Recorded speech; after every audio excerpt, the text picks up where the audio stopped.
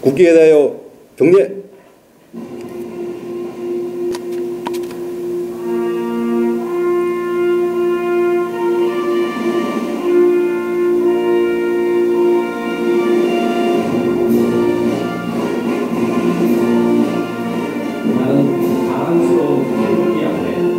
자유롭고 대한민국의 무궁한 영광을 위하여 충성을 다할 것을 굳게 다짐합니다.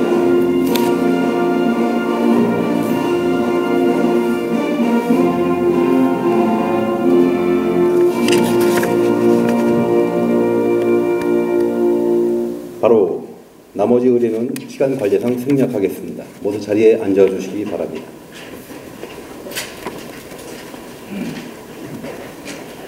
다음은 이번 행사를 주최하신 심재철 의원님께서 행사를 빛내주시기 위해 참석해 주신 내빈 소개와 함께 인사 말씀을 하시겠습니다. 네, 바쁘신데 이렇게 참석해 주셔서 감사합니다. 먼저 여기 오신 여러분들 좀 소개해드리겠습니다. 먼저 김성찬 제독님 모셨습니다. 네, 반갑습니다. 고맙습니다. 이정용 대리님 모셨습니다. 그리고 호주에서 오셨다고 하셨죠? 뉴질랜드. 뉴질랜드의 네바리 대사모. 사랑은 뭐 본인이 소개해 주시죠. 본인이.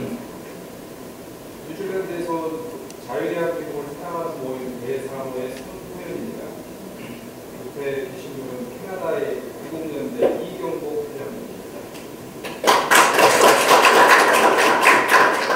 예장님 $10 모으기 안 설명하시죠? $10 모으기 운동하고 $10 모으기. 좀더 이렇게. 그리고 또 이동복 전 통일원 차관님 모셨습니다.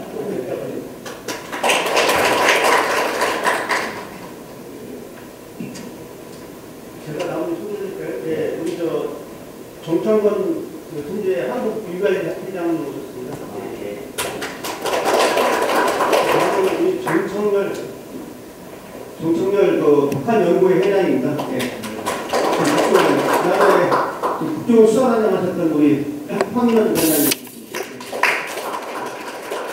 그리고 여기 앞에 이제 테이블에 있는 분들 뭐 나중에 이름이 있으니까 오늘이 이제 9.19 선언 1주년을 평가하는 행사인데요. 평양 공동선언 딱 1년이 돼갑니다. 평양 공동선언 남쪽 대통령이라고 얘기했던 부분들 그리고 이 9.19 군사 합의가 한국에 어떤 영향을 미쳤는지 세 부분에 걸쳐서 살펴보도록 하겠습니다. 남북 관계는 어떻게 되느냐, 그리고 안보 문제는 또 어떻게 되느냐, 그리고 국내 정치 상황이 또 어떻게 변화하느냐, 이 세 가지 분야에서 각각 발제를 해주시고 분석을 하겠습니다. 그동안에 문 대통령으로서는 오직 김정은만 바라보고 이렇게 달려왔던 1년이었습니다. 다른 모든 걸 다 제껴놓고 김정은만 바라보고 김정은 좋아했지만 이렇게 지금 서슴지 않고 했는데 이것은 매우 잘못된 것이겠죠. 이건 나중에 구체적으로 분석이 될 텐데. 그리고 이런 것들이 결국은 비핵화 때문에 그러는데, 핵 때문에 그러는데, 우리가 비핵화라고 할 때 북한 비핵화나 한반도 비핵화냐라는 것을 꼭 잘 염두에 둬야 될 것 같습니다. 용어 혼란들에 넘어가가지고 앞에 거 빼고 비핵화하니까 좋다라고 무조건 얘기했다가 나중에 크게 지금 엄청 당하고 있는 잘못 잡히고 있는 이런 부분도 있는데, 한반도 비핵화가 아니라 북한 비핵화라는 것을 분명히 해야 되는데 이 부분조차도 제대로 못하고 정용 실장이 북한이 비핵화한답니다 라고 해서 트럼프한테 건너가지고 트럼프 잘 꼬드기고 트럼프도 그 말에 그래 그럼 당신이 기자회견에 가서 당신이 그거 브리핑 되라 이런 식으로 충하는 뭐 이것들 대단히 고청스러운 모습들이 나타나는데 아무튼 이런 부분들 1년 동안 어떤 생각이 어떤 변화가 있었는지 오늘 이 세 분의 발표를 통해서 상세하게 살펴보도록 하겠습니다. 네. 그리고 오늘 이렇게 참석해 주셔서 대단히 감사합니다. 네, 심재철 의원님의 인사 말씀이 있었습니다. 행사에 앞서 기념 촬영이 있겠습니다. 그 의원님들과 내빈께서는 앞으로 나와주시기 감사하겠습니다.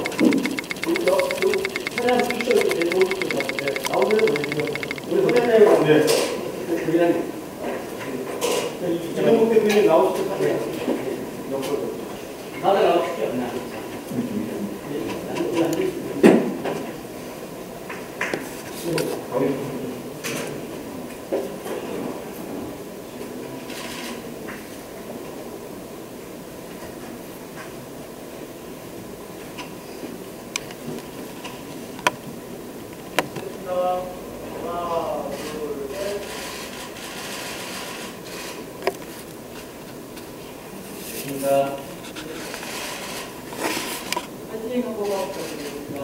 네, 대한민국 파이팅합시다. 대한민국 파이팅! 네, 감사합니다. 네, 다시 한번 자유 대한민국 파이팅! 파이팅!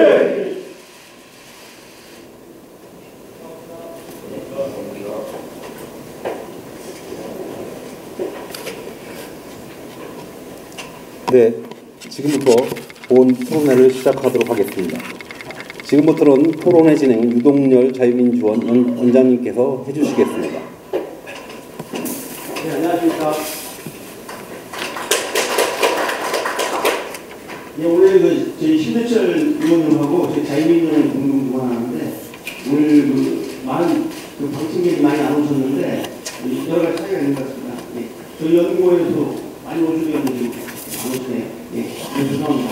그렇지만 여기 또 우리 두 분 의원님 또 김정찬 의원님하고 이종용 의원님, 우리 해군 참모총장 출신의 우리 김정찬 의원님 오셨고, 또 우리 국방위원 하시는 이종용 의원님 오시고, 또 남북관계에 상당히 대부이신 연구에 대부이신 우리 미동국 대표님이 자리하고 계시기 때문에 쉽게 말하면 여러 가지로 이 토론회가 잘 진행될 것 같습니다. 그래서 오늘은 저희가 토론자가 없습니다. 세 분이 발표를 하는데 20분씩 발표를 하고요. 여기 계신 의원님과 신부님들이 자기 토론을 하기 위해서 1시간 정도 자기 토론을 하는 시간이 있습니다. 그래서 봐주시고요. 내용들은 우리 지금 자료집에 잘 요약이 되어 있습니다. 그래서 먼저 말씀드리겠는데, 원래는 4월 27일, 판문점선언 1년 된 4월 27일 날 이러한 행사를 준비를 하고 다 됐는데, 우리 국회에서 패스트트랙 문제가 발생해가지고 불리하게 행사를 취소하고 이 9.19 1년을 맞이해서 지금 전반적인 안보 상황, 국내 상황을 정리를 해드리겠습니다. 그래서 첫 번째 발제자는 통일부 차관에 임하신 김청식 전 차관님이신데요. 알다시피 그동안에 통일부에 계시면서 평양을 여러 차례 가셨고 또 남북 대화도 많이 관여하셨습니다. 그래서 이 분야 전문가시기 때문에 불류 평양 공동선언 1년을 맞이해서 과연 남북 관계가 좀 어떻게 돌아가고 있는지에 대한 부탁을 좀 드렸습니다. 우리 김철기 차관님 발표하시겠습니다. 네, 감사합니다. 내일 정세가 상당히 복잡하고 어수선합니다. 그럼에도 불구하고 국가 정책의 중요한 줄기, 대북 정책에 대해서 생각하는 이런 모임을 마련한 심재철 의원님과 자유민주연구원의 경의를 표합니다. 또 참석하신 의원님들과 이동국 대선배님을 비롯해서 여러 선생님들이 참석하셨는데 정경의 말씀을 드립니다. 이 모임에서 특별하게 발제할 기회를 주신 데 대해서 감사드립니다. 지금 모임이 9.19 평양 공동선언의 1주년을 기념하는 모임인데 사실은 별도로 평가할 필요가 없을 정도로 사태가 분명해졌습니다. 작년 9월 문재인 대통령이 김정은의 손을 잡고 백두산 천지에 올라서 만세 부르고 환호했었습니다. 그런데 지금은 마주하는 피는 크고 서로 욕하고 그리고 토론을 하고 있습니다. 사실을 얘기를 해야 될 것 같습니다. 지금 여기서 주관적인 평가도 필요 없을 것 같아요. 우선 아까 심재철 의원님 말씀하셨지만 지금 그렇게 우리가 했던 우리 정부가 했던 이유가 북한의 비핵화에 있었습니다. 그런데 북한의 비핵화는 전혀 진전된 것이 없습니다. 아직도 통화를 노래하고 또 뭔가 되고 있는 것처럼 얘기를 합니다. 그래서 많은 국민들이 인식에 혼란을 겪고 있습니다만 사실은 문재인 정부 들어와서 북한은 핵무장을 완성했습니다.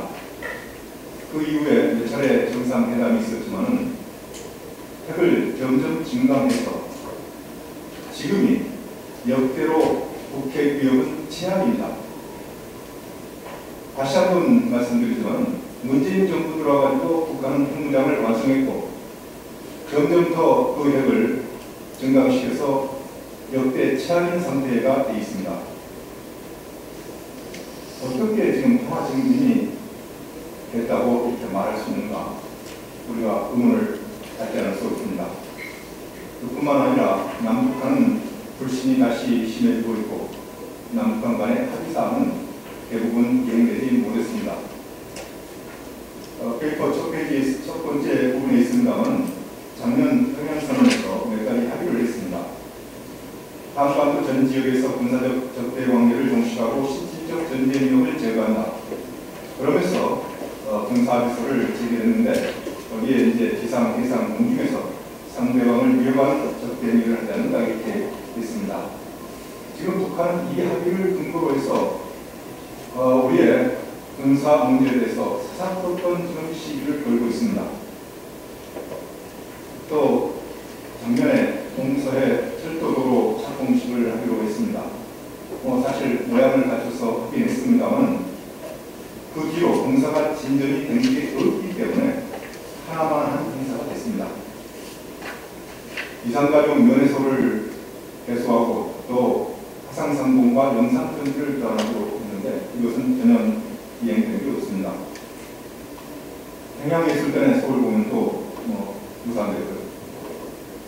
국제 경기에 공동으로 진출하고 2032년 하계 올림픽을 남북 공동으로 개최하는 것도 두고 올리기로 3.1운동 100주년을 공동으로 기념하기로 했는데 사실 북한 체제가 3.1운동과 대한민국 임시정부에 대해서 가지고 있는 대단히 부정적인 그런 생각을 가지고 있는데 이게 될까 했는데 안 됐습니다.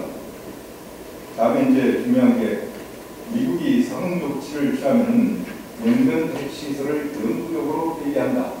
이렇게 하기로 했습니다.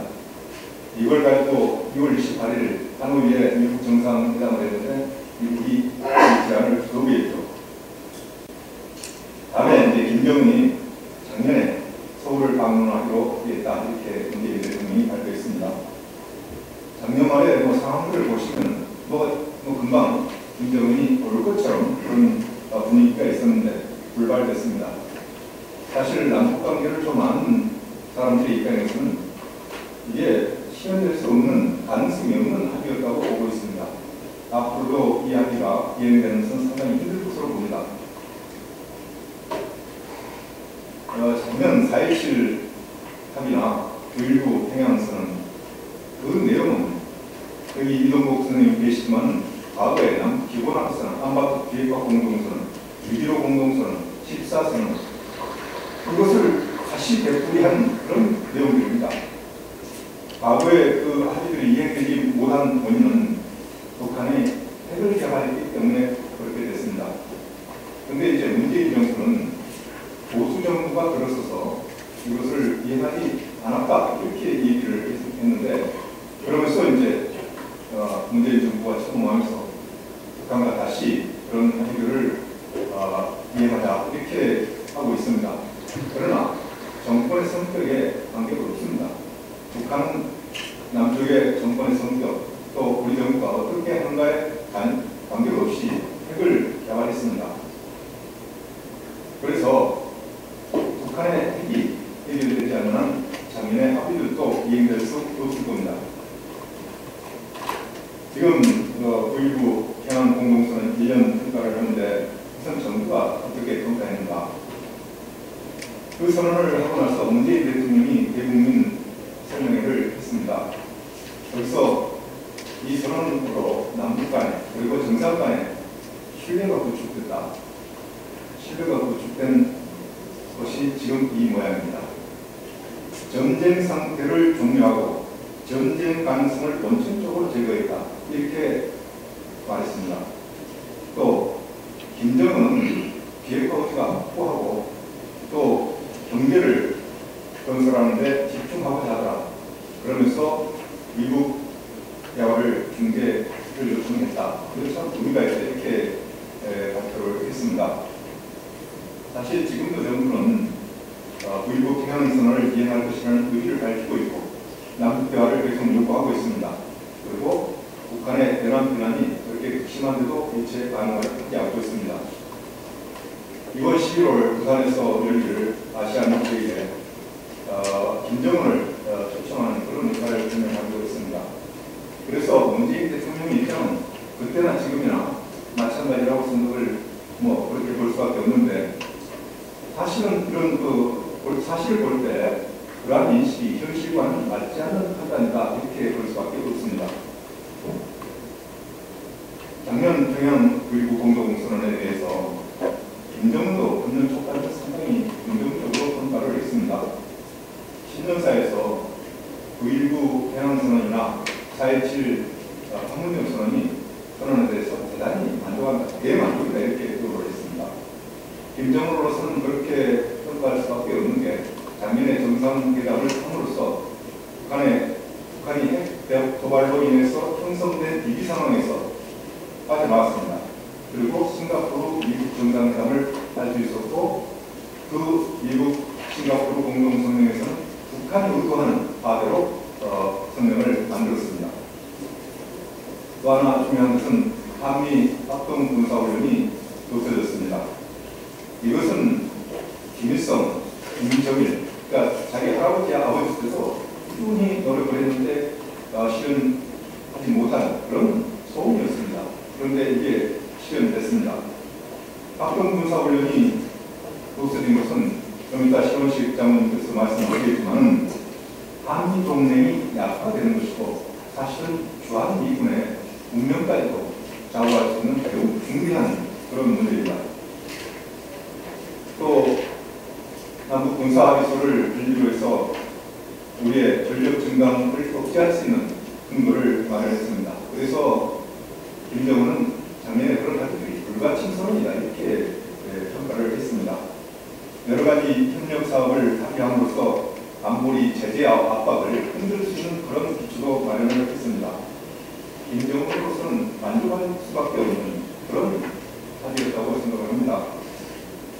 그래서 이제 김정은은 작년에 그런 합의들을 2019년에 열심히 이행을 해서 평화 발전, 통일로 나아가자 이렇게 얘기를 했고 미국 간도 이런 남북 간의 결단처럼 좀 결단을 해서 확 풀자 이렇게 이제 신년사에서 얘기를 했었습니다. 그러면서 이제 김정은은 실천 과제로 몇 개 제안을 했는데 그때는 군사적 적대 관계 해소를 전국적 범위에서 이행하자. 그리고 한미합동 군사연습을 중지하고 전략자산을 도입하지 말라. 평화체계를 수립하기 위한 다자 협상을 추진하자. 그리고 개성공단 재가동을 하고 금강산 방법을 재개하자. 이렇게 제의를 했는데 사실 이것도 북한도 정세 판단이 매우 안했다 이렇게 생각을 합니다. 그런 것들이 기획 없이 되느냐. 객관적으로 보면 그런데 또 김정은도 좀 주관적인 희망을 가지고 있었던 것 같습니다.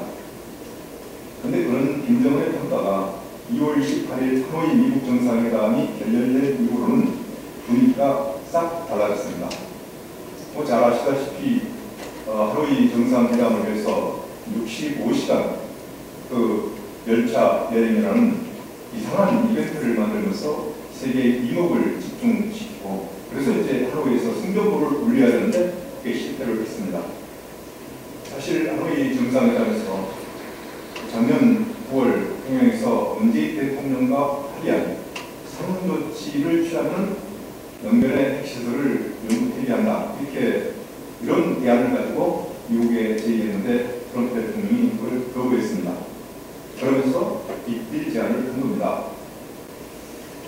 이 상응조치로 연변 핵시설을 폐기한다.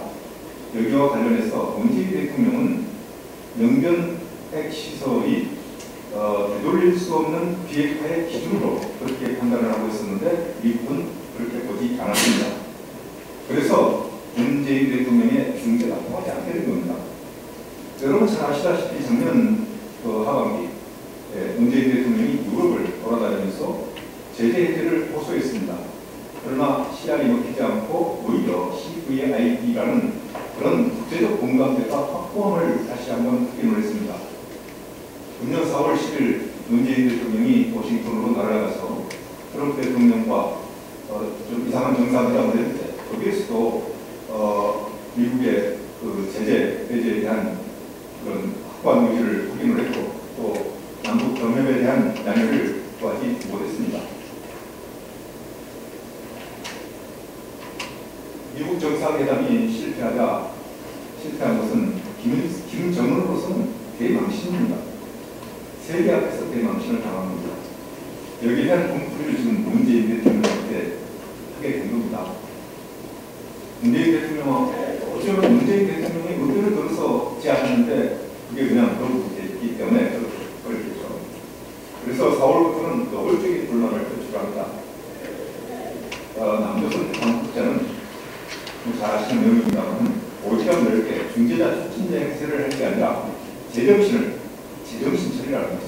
가지고 민족의 이익을 옹호하는 간사회가 돼야 된다 이렇게 요구를 하고 있습니다. 그래서 이제 현재의 남북관계의 현황을 보면 제대로 되는 것이 하나도 없습니다. 우선 첫 번째로 정치 관계를 보면 눈을 씻고 봐도 신뢰가 구축됐다고 했는데 존중과 신뢰를 찾아볼 수도 없습니다. 북한은 문재인 대통령을 큰 바보나 또는 겁먹은 개 수준이 바닥이라는 식으로 조롱을 하고 있습니다. 지금 하는 걸 보면 완전히 아랫사람 다루듯이 하고 있는데 사실 북한이 지금 남북관계를 그런 수직적인 관계로 도착시키려고 한 게 아닌가 하는 의심을 갖게 합니다. 문재인 대통령의 대화 요구에 대해서도 지금 조기 대화는 할지언정 남북 대화는 하지 않겠다. 남쪽 당국자들과는 마주하지 않겠다 이렇게 얘기를 하고 있단 말이에요. 광복절 축사에서 문재인 대통령이 좀 거창하게 얘기했죠.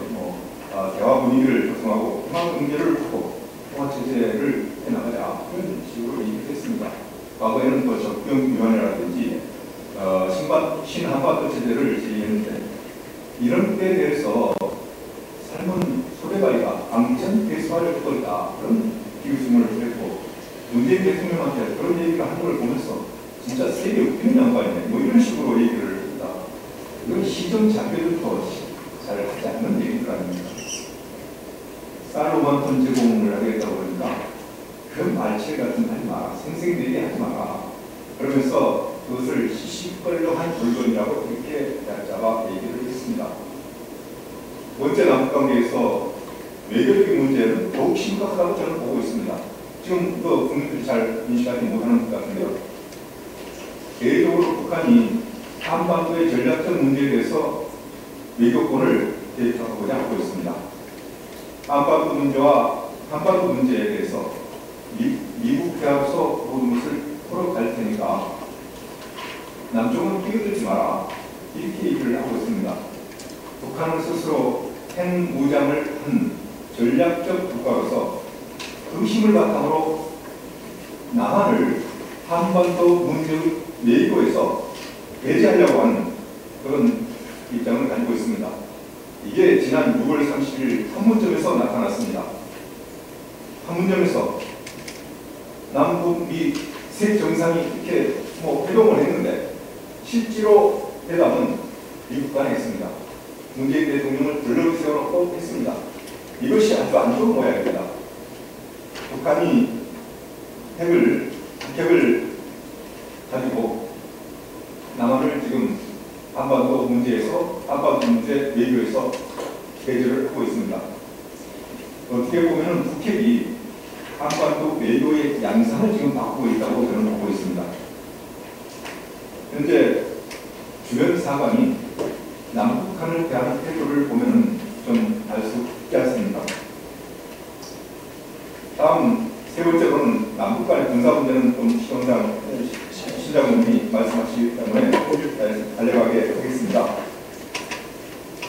가장 급박하고 심각한 문제입니다. 이거.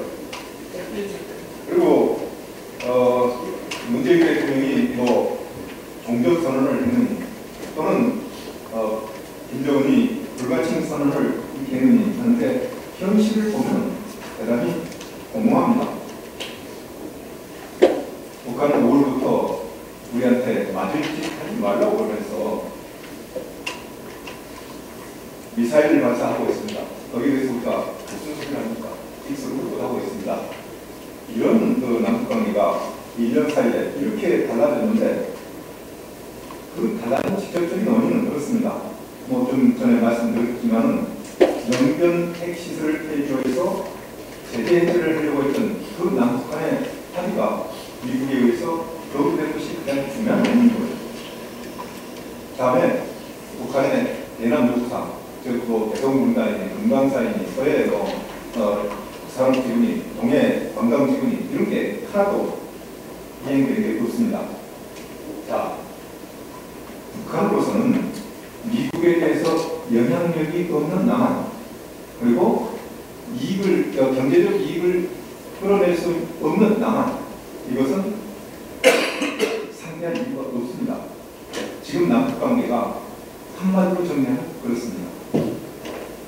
그런데 이제 이런 직접적인 원인 외에도 남북관계가 이렇게 된 원인을 보면 좀 근본적인 이유가 있는 것 같습니다.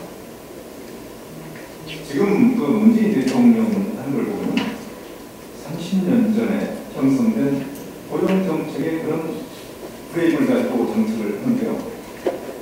사실은 지금 고용정책의 그런 환경이 완전히 소멸이 됐습니다.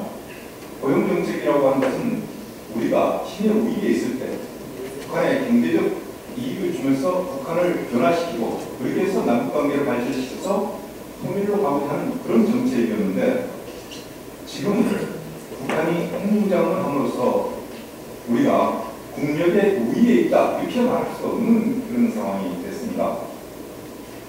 지금 북한은 자기들 뜻대로 이 남북관계를 끌고 가고자 하는 그런 생각을 가지고 있고 그런 힘을 가지고 있다고 생각을 하고 있는 것입니다. 결과적으로 볼 때 고용정책을 통해서 북한의 바람직한 변화를 유도한다는 우리의 대북 정책은 북한의 핵 개발로 인해서 좌절이 됐습니다. 앞으로도 북한이 핵을 포기하지 않는 한 우리의 선이나 고용정책은 통하지 않을 것 같다 이렇게 보고 있습니다. 좀 더 근본적인 문제는 정세가 지금 국제 질서가 변화하고 있습니다. 지금 우리가 고용정책을 했던 때는 탈냉전 시대, 또 미국이 세계를 지배하고 있는 그런 시대에 형성된 것인데 지금은 미중 간의 패권 전쟁이 지금 시작돼서 본격화되고 있는 신냉전 시대입니다. 그래서 우리의 정책이 고용정책이 통할 수 없는 그런 국제질서가 형성되고 있다. 그래서 우리의 의지와는 상관없이 국제질서가 미중 패권경쟁의 신냉전으로 변하고 있기 때문에 자연스럽게 북핵 문제나 한반도 문제가 그런 국제질서의 틀에 영향을 받게 돼 있다. 그래서 우리 정책도 리셋할 필요가 있다 이렇게 보는 겁니다. 그래서 이제 앞으로 정책이라고 하는 것은 이런 환경 변화에 맞춰가지고 전략을 수정해야 된다. 탈냉전 시대에 우리가 우월한 지위에서 형성된 것을 지금 적용하는 백전백패하게 돼 있다. 그래서 정세를 정확히 읽고 결정함으로써 안보를 지키고 통일의 기회를 잡는 그런 국가 전략으로 나아가야 되겠다. 그래서 지금 이런 변화하는 국제 정세 속에서 조선말과 같은 선택을 하지 말고 우리가 승자 영합에 들어가야 된다. 저는 이렇게 보고 있습니다.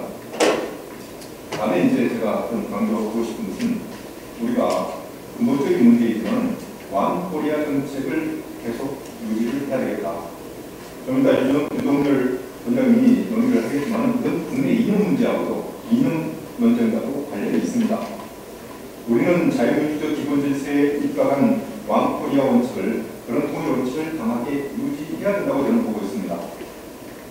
금년 광복절 경축사에서 문재인 대통령이 통일이라는 말을 했는데 이게 뉴스거리가 됐습니다. 문재인 대통령은 들어오자마자 통일이라는 말은 거의 쓰지 않았습니다. 그리고 작년에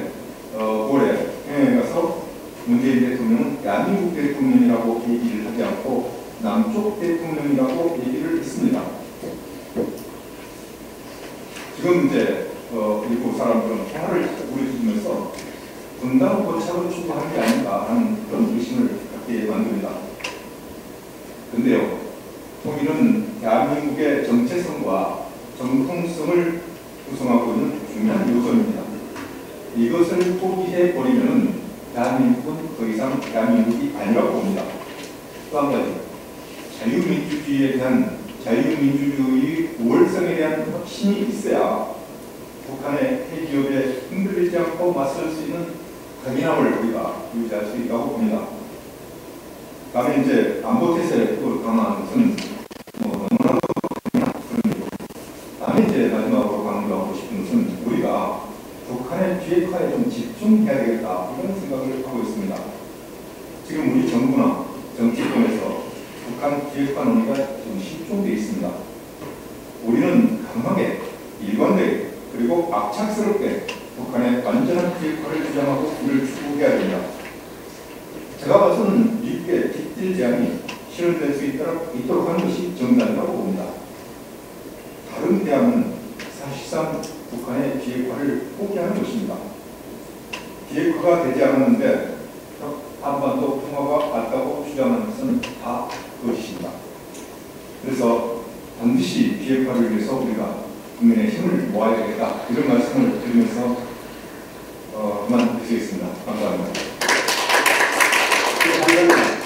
우리 김천식 지금 통일부 차관님의 평가는 태양 공동선 1년이 됐지만은 합의사항 이행되는 하나도 없다. 비핵화도 안 되고 도리어 남북 관계가 악화되고 있다는 그런 말씀이었습니다. 자, 저희 그 진행 중에 그 두 분 의원이 모셨는데요. 이주영 국회 부의장이 모셨습니다. 신상진 의원이 모셨습니다. 잠깐 양해를 해주시면은 간단히 부의장이 한 말씀 좀 해주시죠. 아니 괜찮습니다. 간단하게 양해.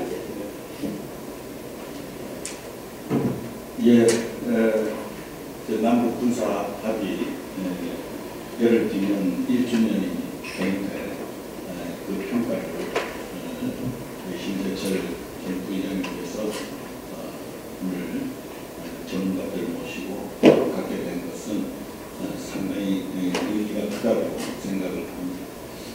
저 역시 우리 여기 계신 이정명 의원님하고 지금 국회 국방위에서 남북 군사 합의의 지금 여러 가지 문제점들을 기회 있을 때마다 따지고 하고 있습니다만 지금 우리 이 자리에 계신 여러분들이 다 판단하고 계시듯이 국방안보는 한미연합훈련, 폐지, 축소 이런 것들로 해서 거의 지금 와해 상태가 그 단적인 그런 사건들이 지난번 삼척 항해 해상로크 사건이라든지 이함대 사령부의 그런 분기 회의 이런 걸로 이어지는 그런 상황에 오게까지 이렇게 된 것입니다. 그렇게 해서 지금 외교적으로는 한미 동맹의 이게 제대로 이제 지켜져 나갈까 이런 불안이 지금 계속 이어지고 있는 그런 상황에서 우리 자유한국당이 이 남북군사 합의의 그 평가를 제대로 해가지고 우리 국민들께 그 실상을 알려서 우리 국민적인 저항이 일어났을 일을 바로잡도록 하지 않으면 우리 대한민국이 김정은이 앞에서 무너져 내릴 수 있다. 거의 김정은이가 바라는 시나리오대로 가고 있는 것. 거기에 문재인 정권이 뭐 앞뒤 이 분간도 못하고 거기에 그대로 추종하는 그런 것만 오로지 했지 이 대한민국의 과거의 역사와 또 우리가 지켜본 이 대한민국의 자유민주주의 소중함과 또 미래를 제대로 예견도 못하는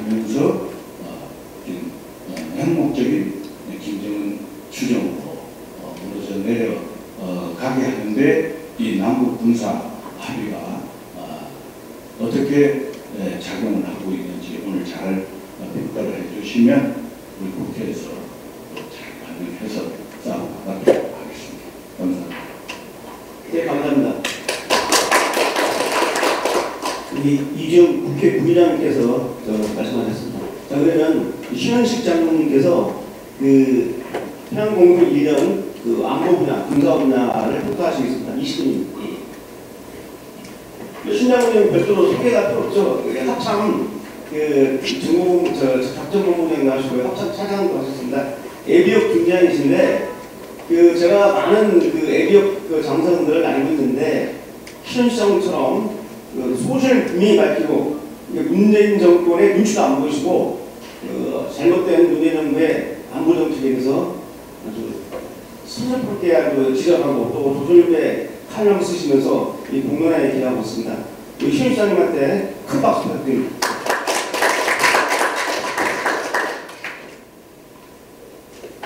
작년 이제 벌써 1주년이 됐는데 작년도 9월 19일 날 이거 선언하고 난 뒤에 제가 이제 조선일보 칼럼을 고정 결정을 썼는데 한 5년 6주만 했습니다. 근데 9월 초에 써서 원래는 10월 한 중순쯤 써야 되는데 그때 추석 연휴가 꼈어요. 그래서 편집국장한테 이야기해서 9월 27일이 그때 연휴 끝나고 월요일입니다. 그래서 연휴 때 칼럼을 하나 준비할 테니까 실어달라. 그렇게 하고 이제 그때 제목이 그겁니다. 앞으로 국군은 국민 생명은커녕 제 목숨도 못 지게 됐다. 9월 27일 날 칼럼이 나가고 국민 공생회를 제기하고 마침 그때 김성교 원내대표가 전화가 와서 의원총회를 하는데 저보고 설명해달라. 아마 그때 의원님도 기억하실 겁니다. 그때 설명을 드리면서 제가 2020년 총선은 없을 것 같다. 지금 다 거리로 나가자.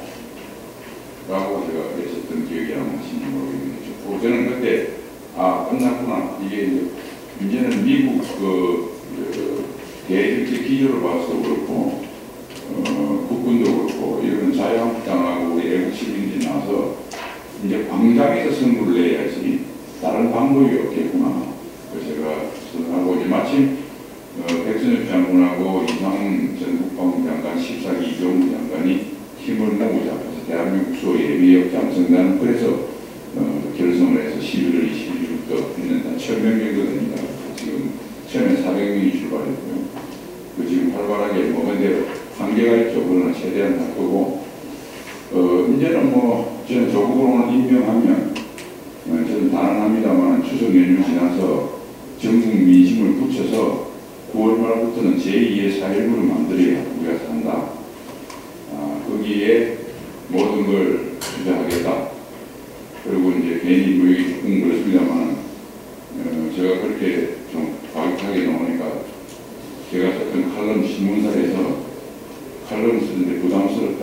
칼럼도 안 쓰겠다. 그걸 써가지고 지금 나라고 할 것도 아니고 그래서 저는 그렇게 하고 그 각오를 8월 24일 자유한국당 집회에서 연설을 하면서 제가 밝혔습니다. 하야가 아니면 죽음을 달라. 탄핵이 아니면 죽음을 달라. 문재인 끌어내지 않으면 도저히 살 방법이 없다가 지금 이 순간에 대한 저희 안보상 평가가 됩니다. 유인물을 보시고 워낙 많이 저질러서 이거 설명할 게 너무 많아요. 유인물을 가지고 이제 핵심 키워드만 딱 갖고 있습니다. 제가 지난 답질문 2에 첫 페이지 개요가 나와 있는데요. 이것은 문재인이가 들어서고 난 스케치한 겁니다. 2017년 북한은 핵무장을 가시화했습니다. 거의 성공한 거죠. 그 대신 우리한테 최선이 있었습니다. 미국의 최대 압박 때문에 그 어느 때보다 1993년 3월 10일 북한이 NPT 탈퇴한 이후에 가장 비핵화의 가능성도 높아졌던 소위 위기와 리스크와 찬스가 동시에 존재하던 때였습니다. 2018년 망가졌죠.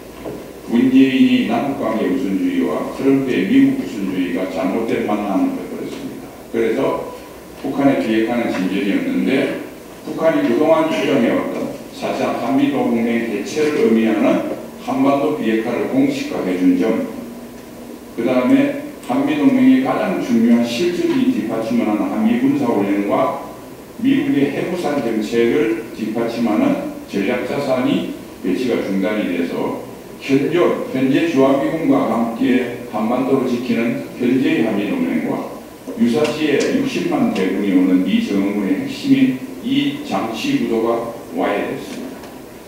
문재인은 여기에 한 발 나가서 9.19 군사합의를 통해서 한국군을 무장해제시켰습니다. 김정은은 손 안 대고 코 푸는 거죠. 아무것도 안 되고. 2019년 왔습니다. 김정은은 여기에 한 발 더 나가서 이제 미국한테 받을 수 있는 카드가 한미동맹을 허물어줘서 이대로 놔두면 1, 2년 지나면 없어지니까 이제 제재 해제를 해달라고 했습니다.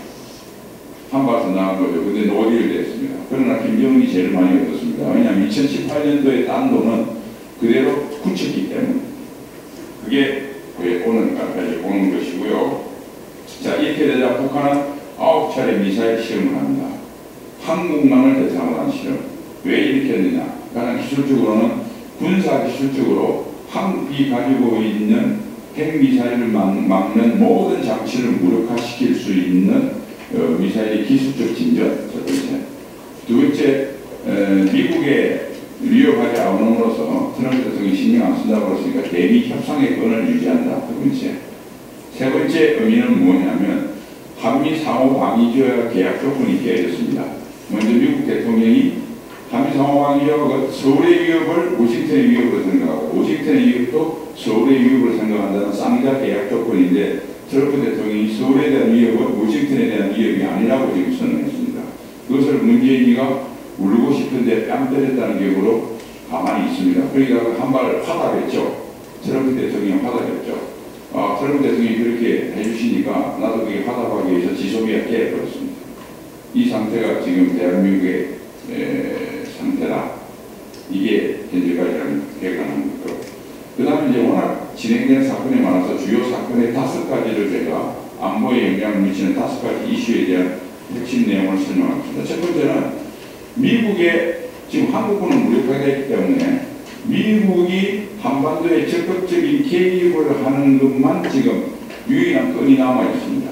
그래서 미국의 대응책을 안 보고 두 번째 한미동맹의 중요한 지소미아는 뭐냐 한미 안보 삼각구도라고 하는 아주 거대한 전략구도로 말합니다. 이 전략구도 측면에서 지소미아 패기가 가지는 함의. 그 다음에 세 번째가 한미동맹의 중요한 장치 중에 하나가 이미 없어져 버린 한미연합훈련. 앞으로 없어질 게 뻔한 이대로 가면 전시작전급 문제. 이 세 가지가 가면 이제 한국은 떠나는 겁니다. 미국 손에서.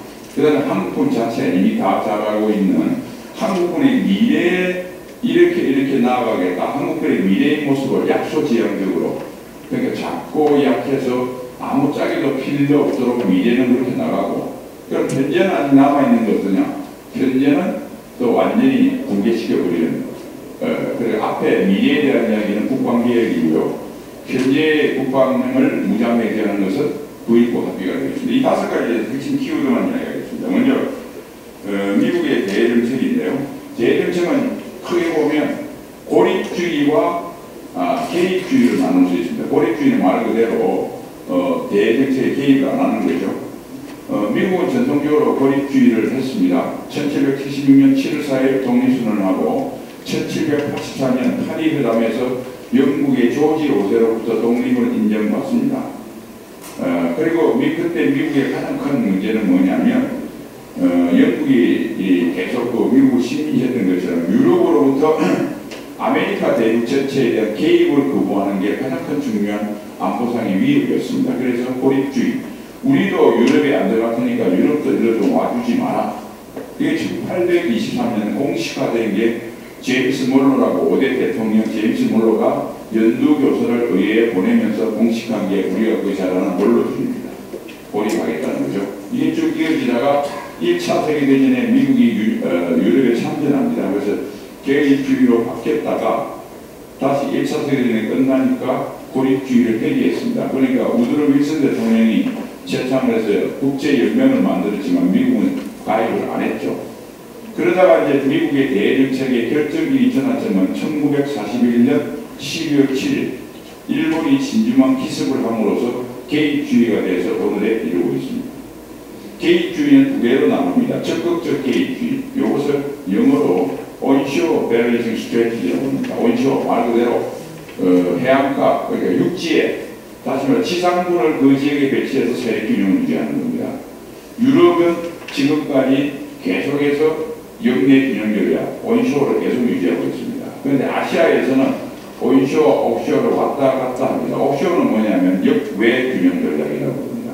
즉, 그 지역에 지상군을 배치하지 않고 그 지역에서 해공군을 배치해서 필요에 따라서 개입을 하거나 안 하는 거나 이렇게 하는 역외 균형 전략입니다.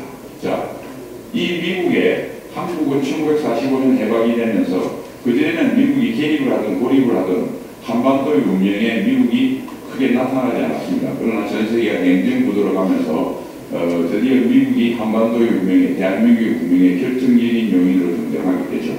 그런데 미국이 옵쇼 밸런싱, 역외 균형적 전략을 채택했을 때는 한반도의 결정적인 위기가 왔습니다. 첫 번째 위기가 1950년 1월 잘 아시는 에치슨9, 즉 R134또 일본 필리핀을 연안 선에서 군사력을 배치해놓고 한반도와 대만은 제외시켰습니다. 중국도 제외시켰습니다.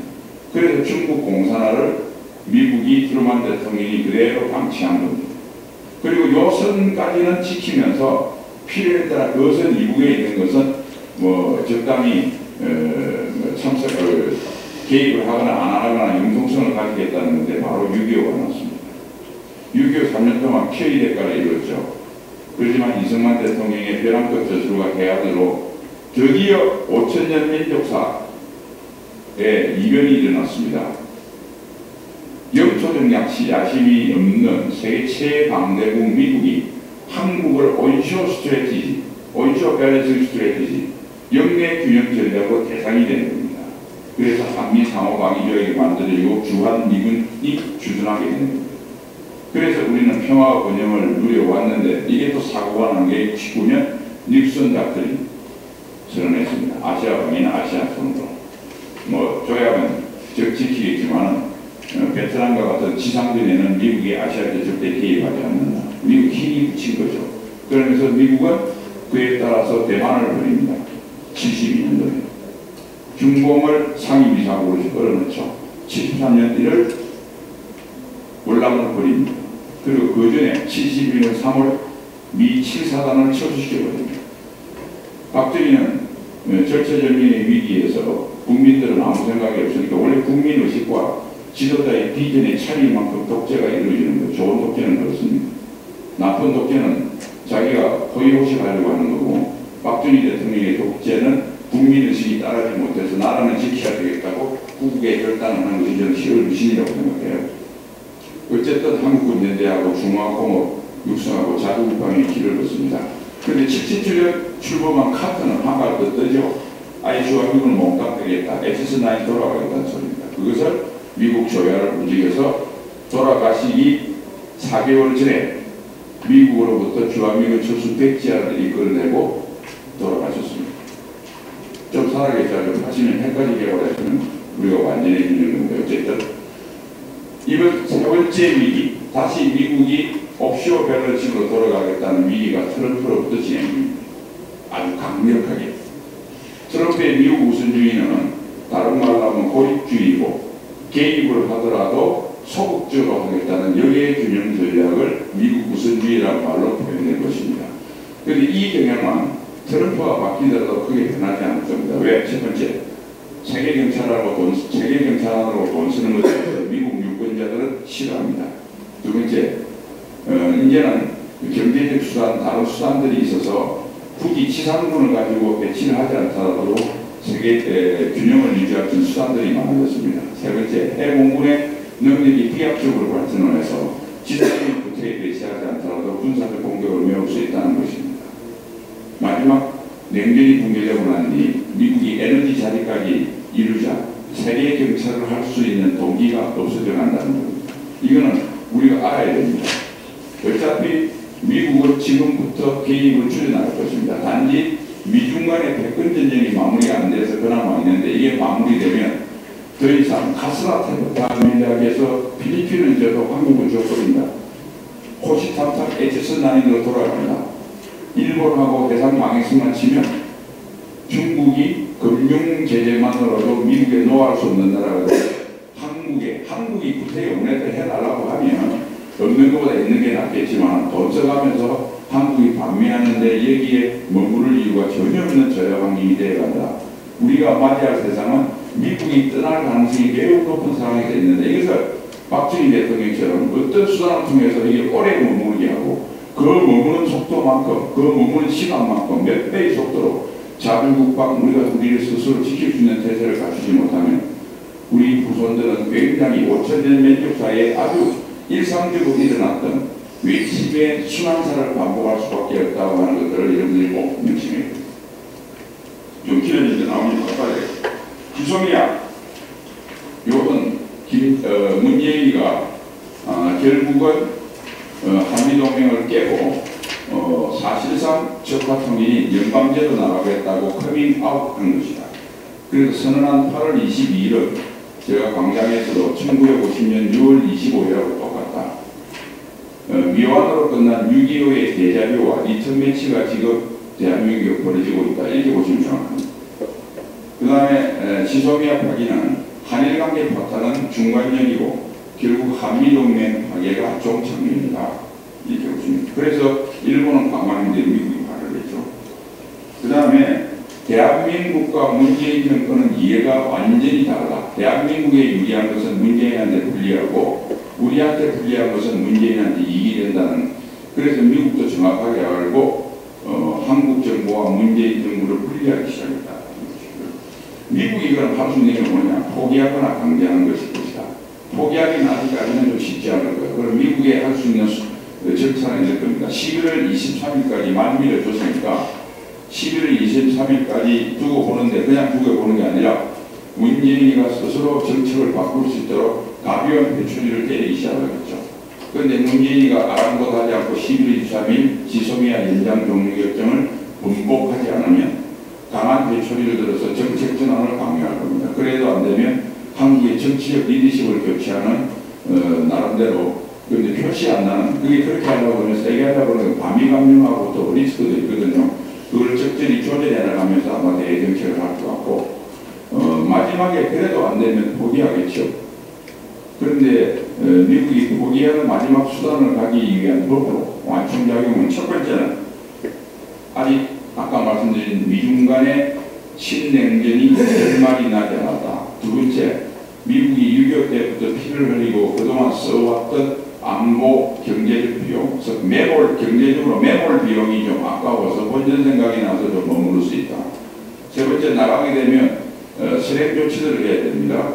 예를 들면 미국 민간인 철수시켜야 되고요. 한국 정권 시장에 대개 400조 이상 투자되어 있는 미국 내 자산을 손해를 최소화시켜서 빼나가야 되고요. 그 다음에 또 하나가 예를 들어 한국이 가지고 있는 중국한테 넘어가면 안 될 반도체 기술 이런 것들을 안전하게 파괴 또는 미국으로 이전이 되어야 된다는 몇 가지 조건들이 있습니다. 그래서 이런 조건들이 되어버리면 미국은 떠나게 될 테니까. 그때 여러분들 잘 보시면 한미관계가 지긋대리면 안 떠날 가능성이 많아요. 왜냐하면 손을 본다는 소리입니다. 조용히 아무 문제가 없다, 잘 되고 있다, 훌륭하다 하면 빼나간다는 소리입니다. 그러니까 미국이 공식적으로 내는 소리와 그 의도는 반대로 진행될 가능성이 많으니까 지금부터 소위 의회에 있던 말 뒤에 숨어있는 속내를 봐야 우리가 낭패를 안 본다는 말씀드리고요. 이제 빨리빨리 또 나가겠습니다. 5분만 했습니다. 자, 훈련 중단된 건 의미는 뭐냐면 반격 훈련이 중단된 것은 억제력이 없다는 소리입니다. 억제는 뭐냐면 적이 나를 공격했을 때 내가 방어만 한다고 하는 억제력이 아닙니다. 반격을 해서 네가 결정적인 손해를 볼 수 있다는 걸 해야 됩니다. 그런데 반격 훈련이 중단됐죠. 그러니까 북한 김정은이는 전쟁을 몰려도 원위치되는 거니까 밑지와의 본질이 됩니다. 억제력이 됩니다. FTX 안 하면 앉아서 CPX만으로 전술을 유지할 수 없어요. 얼치 포커스 가진 훈련은 뿐만 아니라 한미연합으로 국가 총력전을 하는 세계의 유일한 훈련체계입니다. 이것을 없애버렸죠. 그 다음에 나머지 4번, 5번 여러분 참고하시고 전작권은 뭐냐면 한국군이 능력이 풀어나가는 만큼 한국군의 주도 역량을 강화시키겠다는 소리인데 한국군이 지금 아무런 청소년 캠프인데 전작권 전환 조건은 분리해가지고 그런데 문재인은 이것을 묻지마 전환하겠다고 그럽니다. 그러니까 말이 안 되는 거죠. 자기한테 말이 돼요. 미국만 떠나고 나면 그냥 문재인이가 좋아하는 가짜 평화를 굴복하겠다. 굴복의 조건을 완벽하게 만들기 위해서 전작권을 하고 있습니다. 자, 한국에 대해서 미래 국방계약 2.0은 완전히 이게 왜 2.0을 했냐면 노무현 때 만든 게 1.0이라는 소리입니다. 그런데 이명박 정부 때 2번, 박근혜 정부 때 1번, 수표랑 3번은 이것은 적폐 계획이기 때문에 역사에서 빼내버린 거예요. 그런데 노무현 1.0을 개정하겠다는 소리는 노무현 1.0이 왜 세월의 수준을 거치고 운명이 됐냐면 잘못된 미래 예측 과정 때문입니다. 첫 번째, 북한의 위협은 감수할 것이다. 감수하기는커녕 핵미사일을 계속 증강했습니다. 두 번째, 우리가 고도 성장을 계속해서 충분한 국방비를 내줄 것이다. 바로 2008년도 리만 사태부터 엉망진창되는 것이고 한국의 성장률이 제대로 됩니까? 그러니까 국방 예산이 계속된다는 가정도 빗나갔습니다. 단 하나 받은 거 있습니다. 한국이 고령화가 진행돼서 병력 자원을 충원하기 어려울 것이다. 그러니까 세 번째가 예측은 맞았는데 첫 번째, 두 번째가 틀렸습니다. 그래서 수정됐는데 이번에는 그걸 개선하겠다면서 아예 미래 예측 과정을 안 했어요. 아무리 뻔뻔한 문재인도 북한의 위협은 감소됐고 우리 경제력이 높아져서 국방비를 많이 낼 수 있겠다고 하는 거짓말을 못하는 거잖아요. 그렇게 됐다는 거고 나머지 여러 가지 몇 가지 잘못된 것은 미인물을 참고해 주시고 마지막 9.19 군사비 이는 국군 무장해제를 완전히 제도한 겁니다. 제가 한 6가지 정도로 문제점을 제시했는데요. 워낙 이건 많이 해서 제가 세부적인 설명을 생략하고 여러분들이 보시기 바라고 단 한 가지만 말씀드리겠습니다. 병사들 복무기간은 내년쯤 되면 18개월 되는데 지금은 대략 19개월에서 20개월 정도 됩니다. 초급 장교, 우리 소대장이라고 그러죠. 장기 복무하는 육사라든지 삼사라든지 하는 분들은 대개 1년 정도 하고 이런 친구들은 참모로 가는데 가장 많은 소대장의 90%를 차지하는 아버지 같은 경우는 대개 소대장만 2년 하고 제대를 합니다. 문재인 정권 출범 2.5년 됐죠. 지금 대한민국은 위에 상부 참모들 일부 빼놓고 모든 하부들 진짜 총을 가지고 현장에 싸우는 것은 100% 문재인 키즈들입니다. 이 사람들은 군인 정신이 뭔지 훈련을 어떻게 하는 건지 모릅니다. 한국군은 아무리 지금 군수내도 썩었지만 군수내가 훌륭하다 하더라도 명령을 내려도 총수하면서 싸울 수 있는 군대가 전혀 없습니다. 완전히 무너졌어요. 앞으로 지나가면 지나갈수록 아까 말씀드린 대위급 이하가 앞으로 문재인 정권 되면 대위 진급에서 중대장 하는 게 인간에서 3, 4년을 거거든요. 앞으로 만일 그 전에 내년쯤 해서 자유한국당 선거지고 보수가 지면 끝장나겠지만 어쨌든 반쯤 돼서 질질 끈다 하더라도 문재인이가 대통령하고 있는 동안은 중대장까지 한국군은 한 번도 제대된 훈련이나 정신교육을 받아보지 못한 말 그대로 보이스카우트보다 못한 군대만 있을 겁니다. 그러니까 우리를 지켜주기는커녕 아이고 우리 아들 포탄 떨어지면 죽겠네 후방에서 우리 아들의 목숨을 걱정해야 되는 폐기한 사실이 제일 정상이 될 것이다. 그래서 역으로 이야기하면 우리가 제대로 정권 리더십을 내년에 문재인이 끌어내고 다시 나라 만들어야 됩니다. 그러면 제대로 된 사람이 들어가면 군대 망가뜨리는 데도 2년 걸리지만 복원하는 데도 2년이면 됩니다. 이 2년을 놓치면 한국군은 영영 끝이고 대한민국은 사라진다 이 생각을 가지고 지금부터 물론 국회에서 싸우고 사무실에서 공유하고 다 중요합니다. 애들까지 집에 가셔서 다 설득해서 이제 광장으로 나와서 문재인의 목을 끌어내서 광장에서 짓밟고 다시 대한민국을 세워야 될 시절밖에 없다. 그 길 외에는 답이 없다. 왜 트럼프가 어떻게 해주겠지라는 생각은 망상미신이다. 이렇게 말하면서 발표를 마치겠습니다. 감사합니다. 고맙습니다. 신입 장군님께서 태양 공군부만 1년 우리 군이 진행하는 중에 의원님 한 분 오셨습니다. 이현주 의원님 오셨습니다. 이 의원님 요새 대한민국 헌법적 가치를 지키기 위해서 탈당까지 하시고 지금 아주 고군분투하고 있습니다. 여러분께서 SNS를 통해서 활약상을 많이 보시지만 최근에 또 해외 미주 지역을 또 순회 강의하면서 우리 교포들한테 많은 힘을 얻고 있습니다. 다시 한번 큰 격려 박수 부탁드립니다. 예. 자, 그러면 이제 제 순서입니다. 저는 이제 국민입니다. 저는 간략하게 한 말씀 해주시죠, 우리. 예. 이현 의원님, 한 말씀 간단히 괜찮습니다. 축하해 주시죠.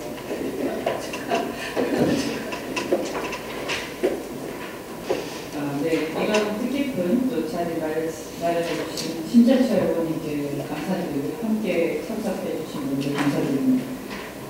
사실은 최근에 이제 조국 사태를 너무 막 탓하다 보니까 지금도 여전히 북한에서 미사일 시험 계속하고 도발을 하는데도 이 거의 뉴스가 안 되고 거의 잊혀져 가고 있어요. 그래서 저는 이러한 현상이 매우 심각하다. 그리고 이게 우리끼리 무슨 고립되어 있는 느낌이 듭니다. 대한민국이. 그래서 이런 자리를 계속 좀 할 필요가 있다. 그리고 더불어서 저는 그 조국에 대해서 민주당 출신이라서 좀 그래도 여기 계신 분들보다는 잘 알 거라고 생각을 하는데 왜 저렇게 집착하는가 몇 가지가 있겠습니다만 첫 번째는 조국은 이 민주당 내에서 문재인이 당대표 할 때 뭘 제일 잘하는 사람이었는가 룰을 바꿔서 지배구조를 바꾸는데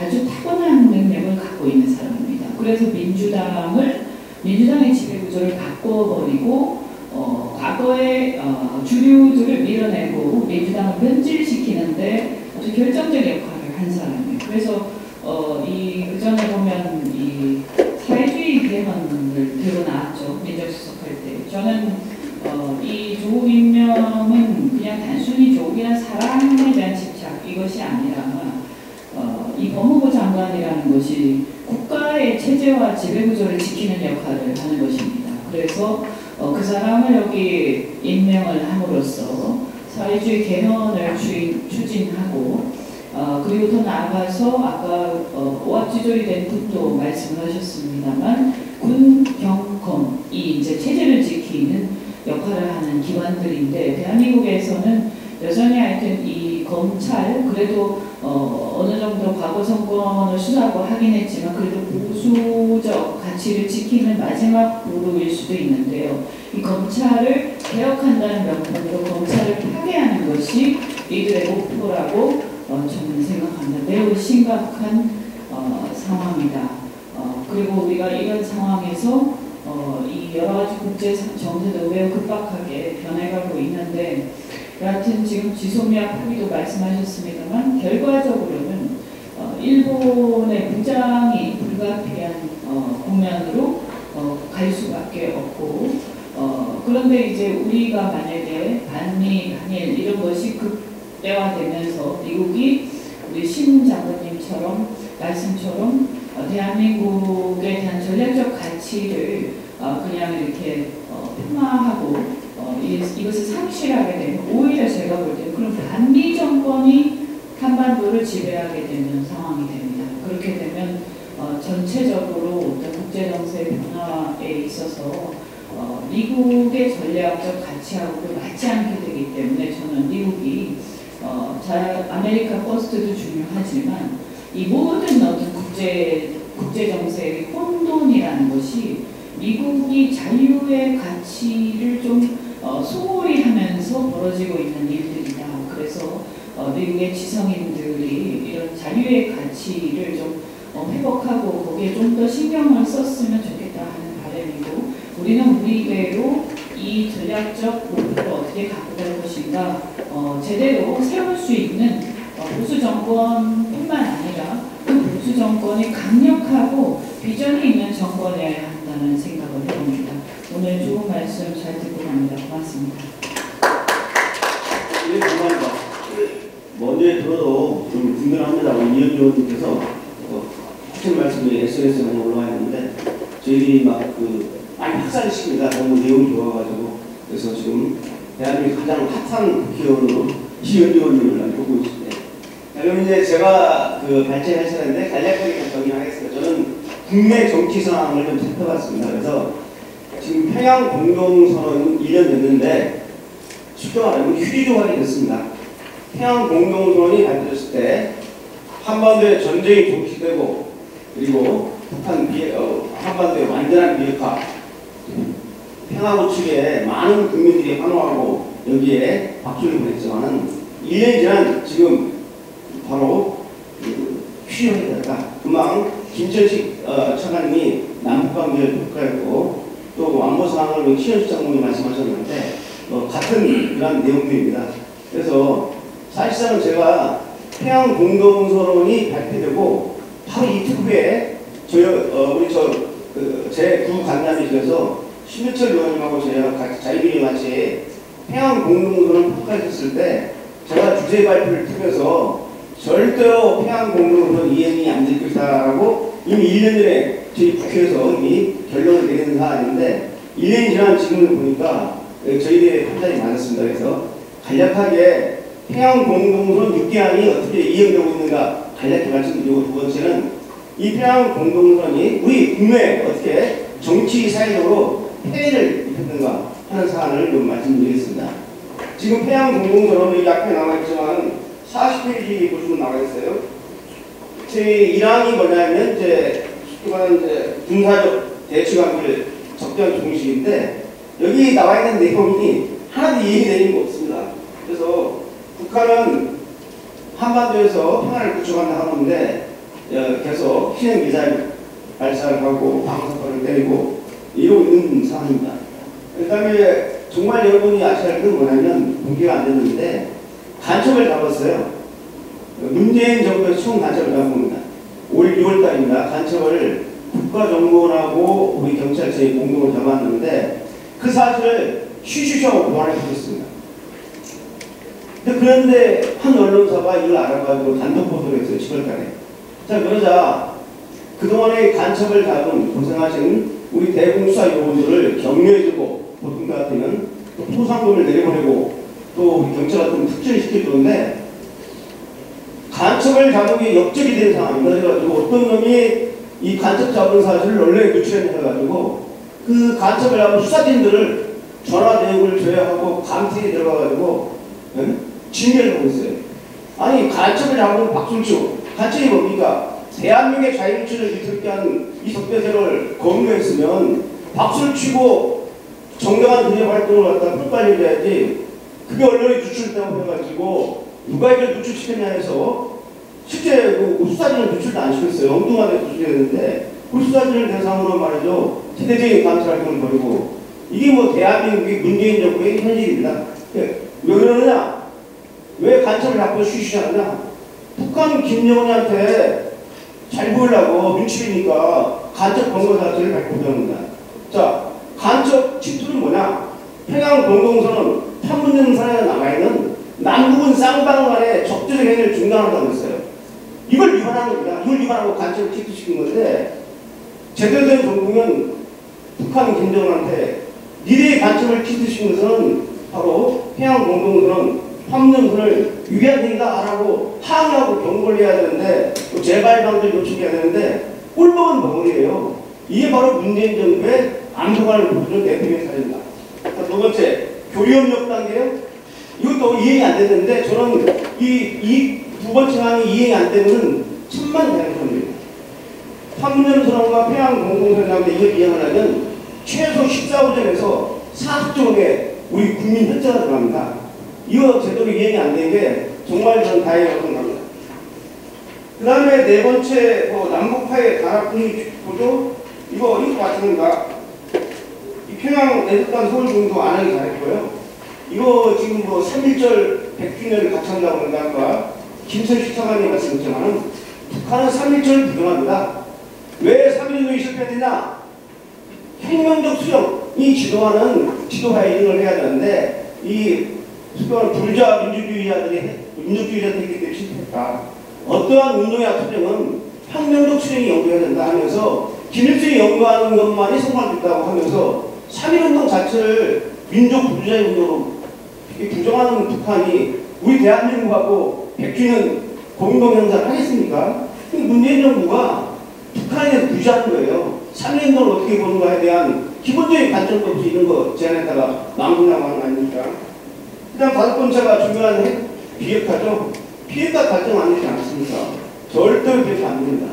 여덟 번째는 김정은의 서울 답방인데 이것도 이해 만장이 아주 잘했죠. 와봤자 김정은을 서울로 불러들으려고 유인마지 어떤 백두 청소리 같은 친국 종국설이 나와가지고 강화문 한복판에서 김정은을 찬양한 행위가 있음에도 불구하고 현행법인 국가보안법 있는데도 불구하고 형사처벌도 않고 그냥 국민하고 방치하는 문재인 정부입니다 이게. 그래서 평양 공동선에서 합의한 6개안이 하나도 이행이 안 됐습니다.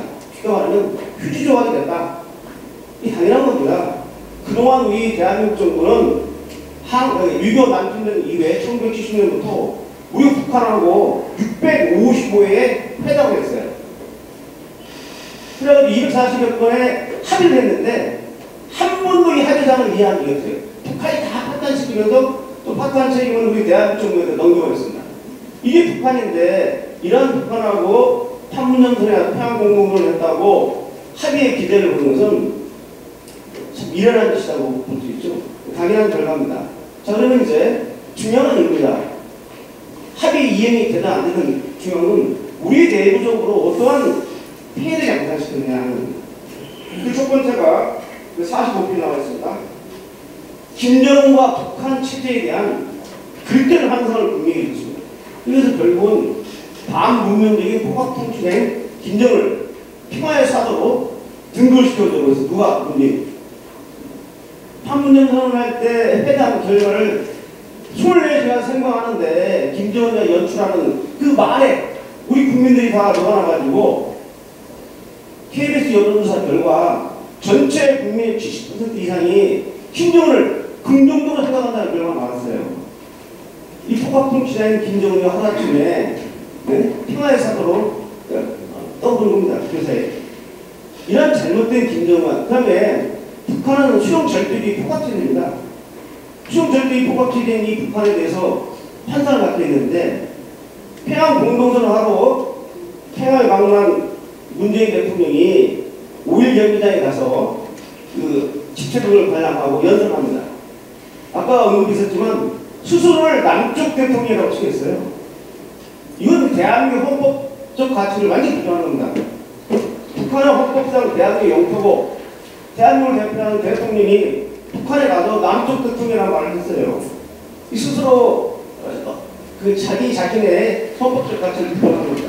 거기 나가가지고 북한의 사회주의 활동을 갖다 각종 테러하고 반무명의 활동하는 북한이 뭐라고 했냐. 거기 제가 언급했지만 어려운 시절에도 민족의 자존심을 지키며 끝끝내 스스로 일어서는 불굴의 용기를 받다. 아니 김정은이가 자연주의 체제를 위해서 꿋꿋하게 살았습니까? 전환반대의 적합 통일을 위해서 한 이 북한의 행위를 어려운 시절에도 민족의 자존심을 지키면서 끝끝내 스스로 일어나고 하는 불굴의 용기를 받았다고 이하 찬양하고 있어요. 이거 하나만 가지고도 과거 국가보안법 잡아주면 바로 이것은 현행법으로 불속시할 사안입니다. 그러나 지금 상황이 안 되고 있죠. 그 다음 두 번째는 뭐냐면 우리 국민들에게 북한 핵과 평화에 대한 글단 환상을 심어주고 있어요. 판문점선언 평양 공동선이 나오는데 제가 오세미나자에 가가지고 이 평화가 위장 평화다, 불종된 평화라고 하니까 그 세미나장에 있는 많은 학자들이 토론 시간에 저를 직접 응용합니다. 당신과 같이 이렇게 남북관계를 평화하고 이게 통일을 가져간다. 솔직히 저는 이 판문점선언과 평양공동선언에 대한 문제를 제기했다가 반평화분자, 반통일, 수국골통으로 전략이 되었습니다. 그 당시에는 평화에 대해서 문제를 제기하면 남북평화에 대해서 문제를 제기하면 완전히 매도된 광풍의 시대였습니다. 그렇지만 1년이 지난 현재 유동현이가 지적한 많이 봤죠. 우리 국민에게 그릇된 평화, 그릇된 북핵에 대한 인상을 심었다는 게 큰 문제입니다. 그 다음에 세 번째는 뭐냐면 결과적으로 대북 경제시라든지 국민들의 안보의식을 완전히 그냥 무너뜨려버렸어요. 무장해제시켰습니다. 아까 우리 신일상 군도 말씀하셨지만 완전 무장해제를 시킨 이 원인도 바로 거기 있습니다.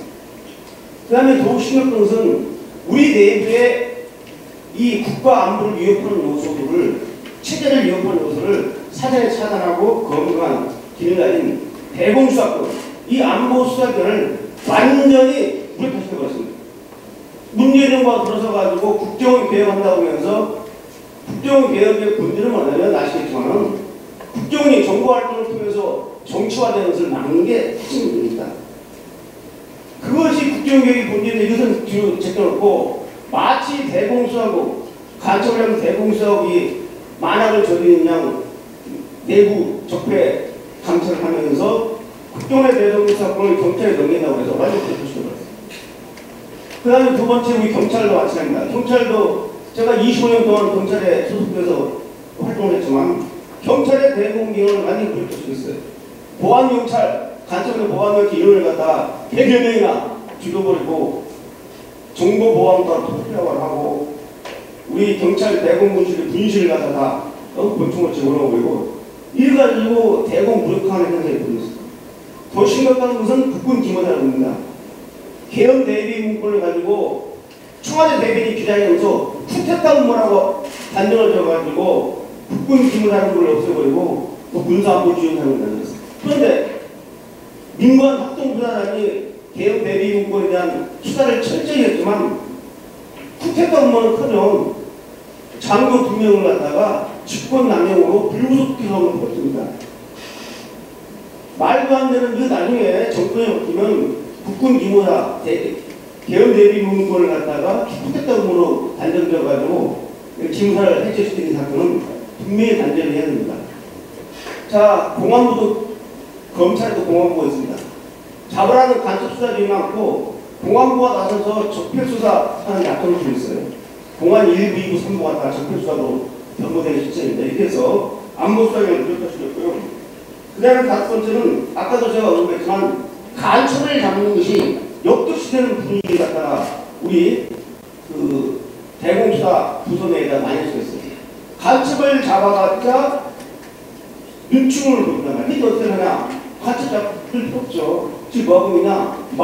간첩 잡아야 할 보안경찰들이 마약사법, 전략물자, 국제범죄 이런 거 좀 하고 있습니다.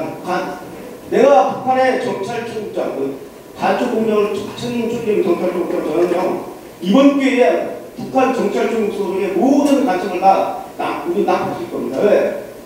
간첩을 납치하고 잡을 사람들이 없어요. 이런 얘기는 역설적으로 들리지만 내가 북한의 정찰총국장은 지금의 결정의 시기입니다. 북한의 모든 배남 간첩 공작원들 다 납치하게 해도 잡을 사람이 없다니까요. 이런 입장입니다. 그 다음에 심각한 문제니까 여섯 번째 군의 대적관이 완전히 무너졌습니다. 군이 뭡니까? 잠재적인 적에 대항해서 전쟁을 대비해서 훈련하고 전쟁을 방지하는 억제력인데 군 정훈교대에서 북한을 주종을 하는 부분을 빼버렸어요. 또 군 정훈교대에서 종북 세력에 대한 말을 쓰지 말라. 이 종북 세력이라는 말을 쓰면 안 된다.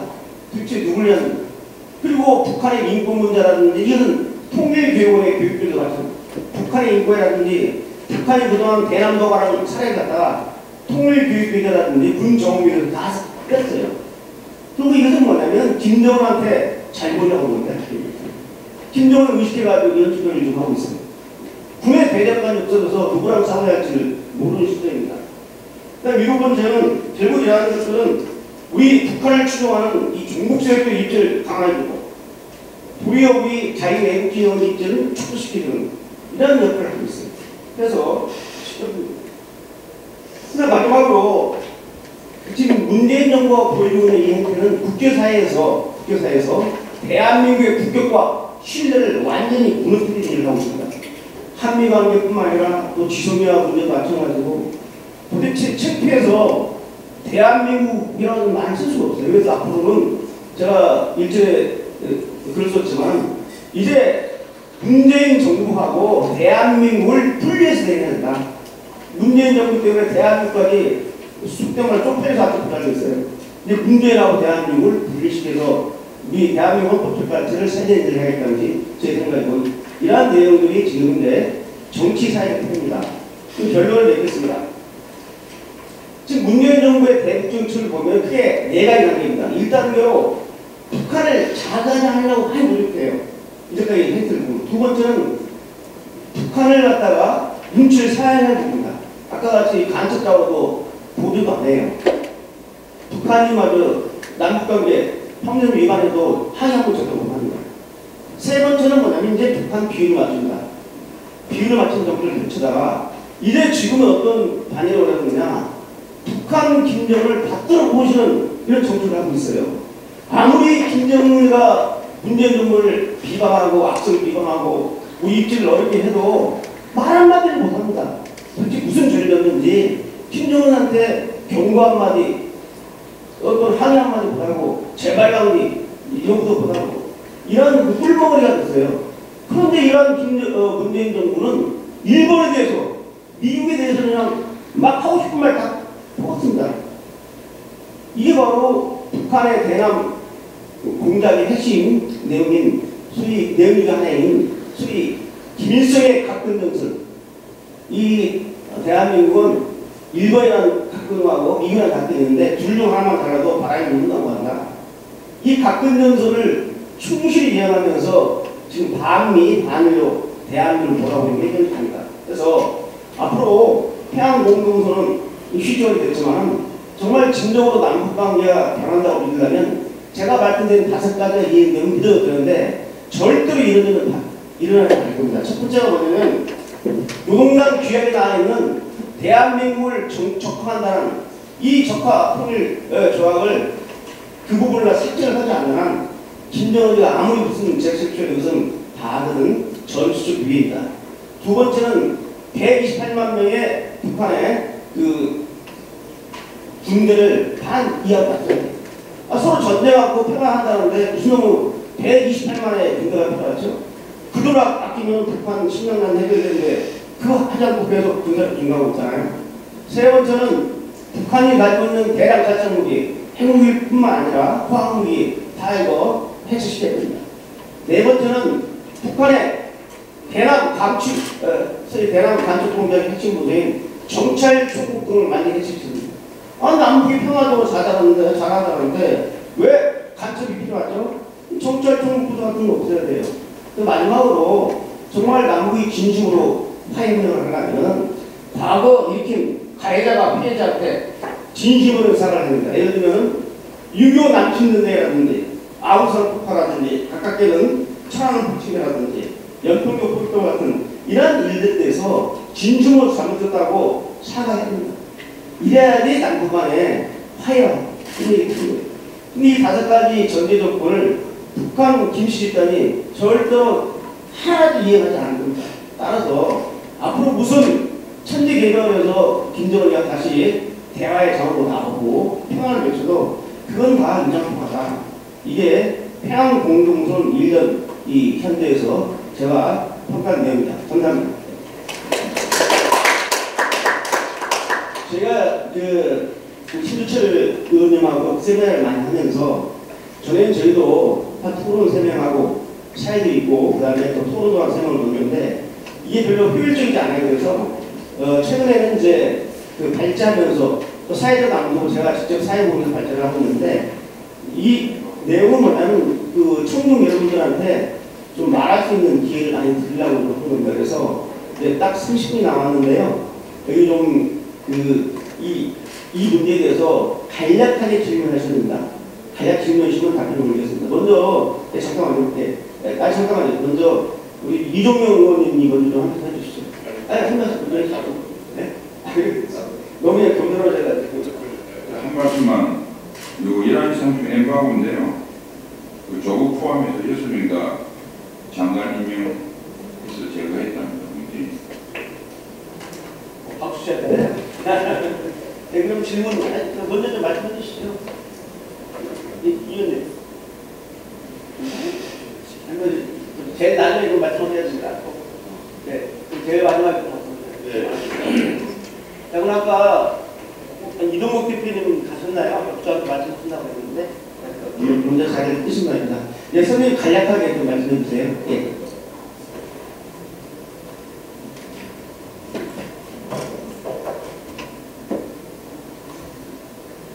우선 희망이 보입니다. 그런데 한 가지 이제 제가 분위기를 조금 혼란스러운 이 정권이 바뀔 때마다 이 남북 정책이 오락가락하는 거예요. 그러니까 국민들이 고스란히 손해는 국민이 보는 겁니다. 그러더라도 야당들은 참 문제를 참 용기 있게 제시한다는 것 자체가 희망이 있다고 저는 생각합니다. 그리고 또 한 가지는 이제 제가 이제 한 가지 또 걱정하는 것은 지금 김정은이가 노리는 것은 가장 첫째는 남남 활동을 계속 부추기는 것이 그들의 전략입니다. 그래서 이제 이 문제를 정치권에서 저는 그렇습니다. 이 통일 문제, 북한 문제는 여야가 경제 문제도 다룰 수 있어요. 이 문제만큼은 여야가 손을 잡고 머리를 맞다고 뭐가 우리가 문제인가? 이것도 심도 깊게 논의해서 어떤 여야 합의해서 뭔가 북한 정책이 나온다면 결국 김정은을 우리 앞에 무릎을 꿇는다고 저는 생각합니다. 그리고 또 현재 하나, 여기서는 제가 아무리 뒤집어도 나오지 않는 내용입니다. 지금 서울서 나오는 얘기가 미, 한, 그리고 한국과 일본이 핵무장을 지금 언론에 뜨고 있습니다. 이 문제를 우리 신원식 전문께서 어떻게 생각하시는지 그것만 간단하게 말씀해 주십시오. 이 시정, 네. 말씀하신 전에 통일에 관해서는 여야가 따로 있어서는 안 된다. 지나가신 말씀했는데 앞으로 그런 방향에서 노력하도록 하겠습니다. 지금은 문재인 정권이 성격이 너무나 이상하기 때문에 한국이 마지막 일부 문제를 조치하도록 하겠습니다. 뭐 핵무장을 하든지 뭘 하든지 이거는 이제 문재인 정권 앞에서는 다 엉터리 소리고요. 되지도 않는 거고 이제 그 핵무장에 대해서는 만약 정상적인 정권이 됐을 때 어떻게 해야 되느냐는 혼자 설명하겠습니다. 이렇게 보시면 돼요. 예를 손잡을 형편도 안 되고 저는 그렇게 봅니다. 1950년 아까 말한 6.25 리틀 매치가 벌어졌기 때문에 남북 관계는 우리가 이제 냉전 구도를 해체해야 됩니다. 선생님, 이제 우리가 냉전하고 대담하고 구분을 잘해. 우리가 이게 헷갈려가지고 문제가 생긴 거거든요. 대담ter은 뭐냐면 양자가 대립하면서도 거리 협력을 하는 겁니다. 세계사적으로는 69년 닉슨 정부로부터 레이건 정부가 출범했던 80년까지, 좀 좁게 말하면 79년 소련이 아프가니스탄 침공했을 때까지 10년은 이름하여 세계사적 의미에서 대담ter라고 합니다. 냉전 붕괴는 소련이 완전히 해체된 91년을 냉전 해체라고 합니다. 그러면 한반도는 김대중 정부와 노무현 정부 10년간의 대담입니다. 냉전 그대로 살아요. 대담은 냉전의 일부입니다. 냉전 해체해야 된다. 냉전 해체라는 건 뭐냐면 소련의 붕괴처럼 북한 김정은 집단이 붕괴가 돼서 북한이 자유민주주의와 시장경제를 받아들였은 그날이 냉전이 붕괴되는 겁니다. 그리고 통일은 또 다른 문제겠죠. 그 전에 할 수도 있고 그 뒤로 할 수도 있고. 그러니까 이번에 냉전 붕괴를 끝내야 됩니다. 1950년 6.25가 미완으로 끝났기 때문에 지금 이 사태가 나온 거거든요. 김정은 집단하고는 관계에서는 이거 필요 없어요. 그걸 멸망을 시키든지 체제를 바꾸든지 하지 않고는 대한민국의 문제 해결되지 않습니다. 그러니까 첫 번째 그렇게 보고 있고요. 그 다음에 제대로 된 정권이 들었으면 핵무장 대신주 어렵습니다. 당장 핵무장 하겠다고 NPT를 탈퇴하는 순간 원전 3 내지 5% 농축 우라늄으로 가공된 우라늄 수입해서 우리가 원전을 돌리는데 원전 스톱됩니다. 그 다음에 전 세계로부터 경제 제재 받으면 처음에는 정치인들이 뭐 책임 없이 뭐 해서 자기들 핵무장 합시다 국민들이 우하다가 IMF로가 일주일 만에 완전히 경제가 바삭하면 내가 언제 그러냐 돌아서 그만한데 괜히 되지도 않고 해가지고 망신만 당하죠. 핵무장 어렵고요. 그 다음 진짜 핵무장 하고 싶으면 핵무장 한다는 소리를 하면 안 돼요. 조용히 일본처럼 우리가 원전 20개 이상이면 농축시설을 자체적으로 갖는데 경제적인 타당성이 있어서 누구든지 거부할 수 없습니다. 일본은 원전이 55개인가 있어요. 농축시설 2개 있습니다. 농축시설을 가져야 핵연료를 만드는데 우리는 다 연료 사오는데 무슨 재료 핵무장을 합니까? 비밀리에 할 수 있을 것 같습니까? 북한처럼 못합니다. 그러니까 농축시설부터 가지고 그 다음에 그것을 조립할 수 있고 유사시에 할 수 있는 것. 그러니까 우리가 자유권 핵무장을 선언한 순간은 이럴 겁니다. 미국이 다 떠나고 미국이 해무산 정책을 철폐한다는 극단적인 상황에서 NPT 11조를 걸어서 안보를 위해서 지금부터 핵무장을 한다고 선언하고 90일 유예 기간이 있으니까 최소한 3개월, 더 좁으면 일본처럼 한 일주일 이내 핵무기를 만들 수 있는 잔재를 갖춰놓고 핵무장을 하는 생각하시죠. 이 방법 외에는 아무것도 준비도 없이 입으로만 떠들었다가 낭패보는 멍청한 짓을 하면 안 된다 그러지. 대신 그 이전까지는 미국의 핵을 우리 끝처럼 쓸 수 있도록 나토식 핵 공유를 통해서 그 조치를 해놓는다. 이런 두 가지 조치를 다음에 어떤 정치 리더십이 나오면 어떤 것은 공개적으로 하고 어떤 것은 비공개적으로 하는 고도의 전략을 가지고 여기서 차분히 추진해야 된다. 이렇게 말씀드립니다. 이상입니다. 네. 우리 이경복 대표님이신데요. 제가 모셔봤는데 캐나다 토론토에 거주하시면서 지금 회계단 활동하다가 지금 리타이어 하셨고요. 지금 이제 국제국민연대라는 세부키라고 하는 국제국민연대 공동대표로 활동하시면서 지금 열심히 돌아가고 있습니다. 그래서 이번에 중화미군 사령부에다가 해외 교민들이 모금한 한 15,000불 정도의 상당히 물품을 전달하기 위해서 지금 한국에 오셨어요. 그래서 마침 오셨길래 저희 모셨는데 우리 이경복 대표님께서 질문하셨으니까 말씀하십시오. 네. 정정한 15,000불 현금을 전달하는 것이 아니라 15,000불 어치 선물을 사서 3,000명 미 주한미군한테 전달하는 일을 하러 왔습니다. 오늘 포럼의 목적이 평가인데요. 그냥 제 해외에 있는 사람들의 일반적인 이해를 제가 대표가 아니지만 말씀드리겠습니다. 지금 수입은 연사들이 말씀하셨듯이 평양 공동선언으로 말미암아 진전된 게 아무도 없고 긍정적인 면이 사실 아무것도 없다는 것을 아는 사람은 다 안다.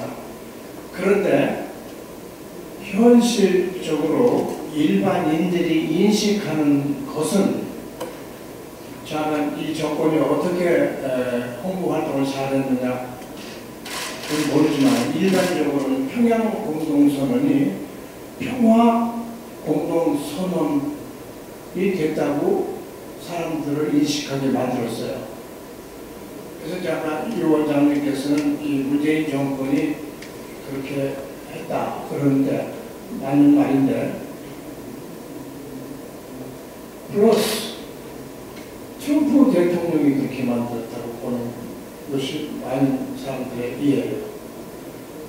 이 국제사회에서 북한이 대벌이라는 사실은 일찍부터 특히 과거 20년 동안에 여러 가지 활동을 통해서 북한 체제는 이 지상에서 도저히 용납할 수 없는 없애버려야 할 체제인 것이 국제사회에서 UN 인권이사회에서 확인된 사실인데 불과 2년 만에 문재인 정권과 트럼프가 디디모나이즈 했어요. 악마를 비악마화시키는데 성공했습니다. 그래서 군사적으로 우리가 모장 해제됐다는 말씀은 신장님께서 자세히 말씀하시지만 비군사적으로 무장 해제를 너무나 성공적으로 했어요. 이것은 제가 볼 적에는 군사적 비무장보다 더 위험한 결과라고 보는데 그래서 이 표가 중요합니다. 그런데 이제 우리는 대안이 필요하거든요. 근데 제가 일반적으로 느끼는 건 뭐냐면 이 문재인 정권이 하는 대북 정책은 이건 분석하고 평가할 가치조차 없습니다. 이건 안 되는 일이거든요. 아니 김정은이 하고 같이 붙어먹다는데 이게 더 얘기할 필요 없어요. 옳다 그렇다 얘기할 거들지가 않는다고. 그러면은 대안이 있어야 되거든. 간단하게. 이게 이놈이 하는 일이 나쁘다고 다 알아요. 자세히는 몰라도 안다고. 그러면은 아니다 하면은 얼터너티브 파르시가 있어야 되는데 그게 없어 보이고 대한 세력도 없다고 봐요. 우리가 다 일반적으로 자유한국당이 대한 세력이어야 되는데 뭐 아시는지 모르지만 일반적으로는요 대한 세력으로 인정을 안 해요. 너무 무력해요. 그렇다고 또 대한 인물도 없다는 거예요. 대한 정책도 없고 대한 세력도 없고 대한 인물도 없다. 그렇기 때문에 저장하고 있는 겁니다. 그래서 뭐 제가 뭐 감히 이런 말씀하는 걸 빼놨는데 평가 다 알고 있어요. 대안이 필요하다. 대안이 복잡하고 필요 없어. 아니 평양 공동선언이 평화 공동선언으로 인식되고 있는 이 마당에 평가 분석 필요하죠. 그러나 대안이 필요하다 그런 말씀을 나눴습니다. 우리 저 질문을 좀 모아서 답변드릴게요. 우리 신실 분은 신장님한테 전작권 정한의 조건에 기초해서 하기로 했는데, 근데 우리는 뭐 조건이 됐다 내놔라고 미국은 글쎄 아니던 거 같더라고 하고 미국에서 또 아니다 아직 줄때 안 됐다라고 거부를 하거나 부정적으로 나와서 버틸 수는 없나? 그 부분은 어떻게 판단해요? 질문을 다시 모아서 우리 사실 이 자리에 북한 전문가가 계시는데요.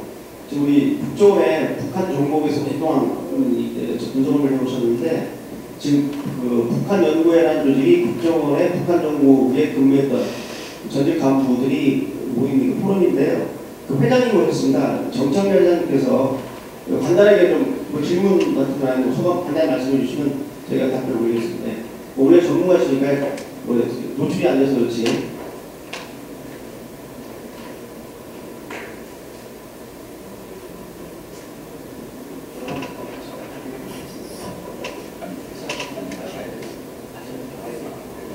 그럼 잠깐만요. 지금 우리 신장님이 일정 계획 먼저 가셔야 한다니까 답변 우리 이제 신재철 의원님 답변을 듣고 질문해 주시죠. 먼저 신장님 좀 말씀하시죠. 예, 조건에 기초한 그런 조건이 뭐 악화되고 있는데 한국 정부가 좀 이전을 받겠다고 이렇게 계속 지금 하고 있는 모양새입니다. 미국이 지금 됐다고 이제 1단계 이번에 IOC 했거든요. 미국이 이제 잘 됐다고 화답을 해줬습니다. 그래서 이제 그게 다음 단계 주차에도 남았는데 그렇게 했을 때 뭐 전작권 전환 조건이 충족 안 되는 천하가 나는 사실인데 미국이 한국 정부의 요구를 수용할까라고 하는 것이 사실 굉장히 궁금할 실테고 저도 궁금합니다. 그런데 저는 미국이 수용한다고 봅니다. 왜? 첫 번째 한국이 내가 혼자 할 수 있어 하는데 넌 아니야 하게 되면 외교적 갈등이 있죠. 첫 번째.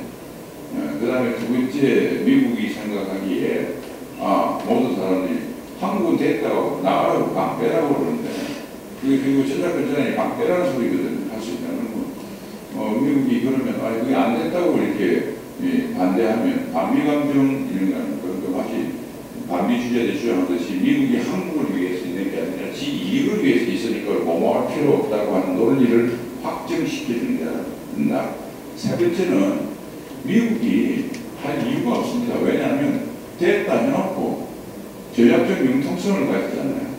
그러니까 전 세계에 트럼프 대통령이 미국 우선주의에서 동맹을 반동맹 정책에 대해서 미국 국내도 반대가 있지만 미국의 기존 동맹국과 우방국들이 굉장히 당황하고 있습니다. 일본도 그렇고 나토도 그렇고 당황하고 있습니다.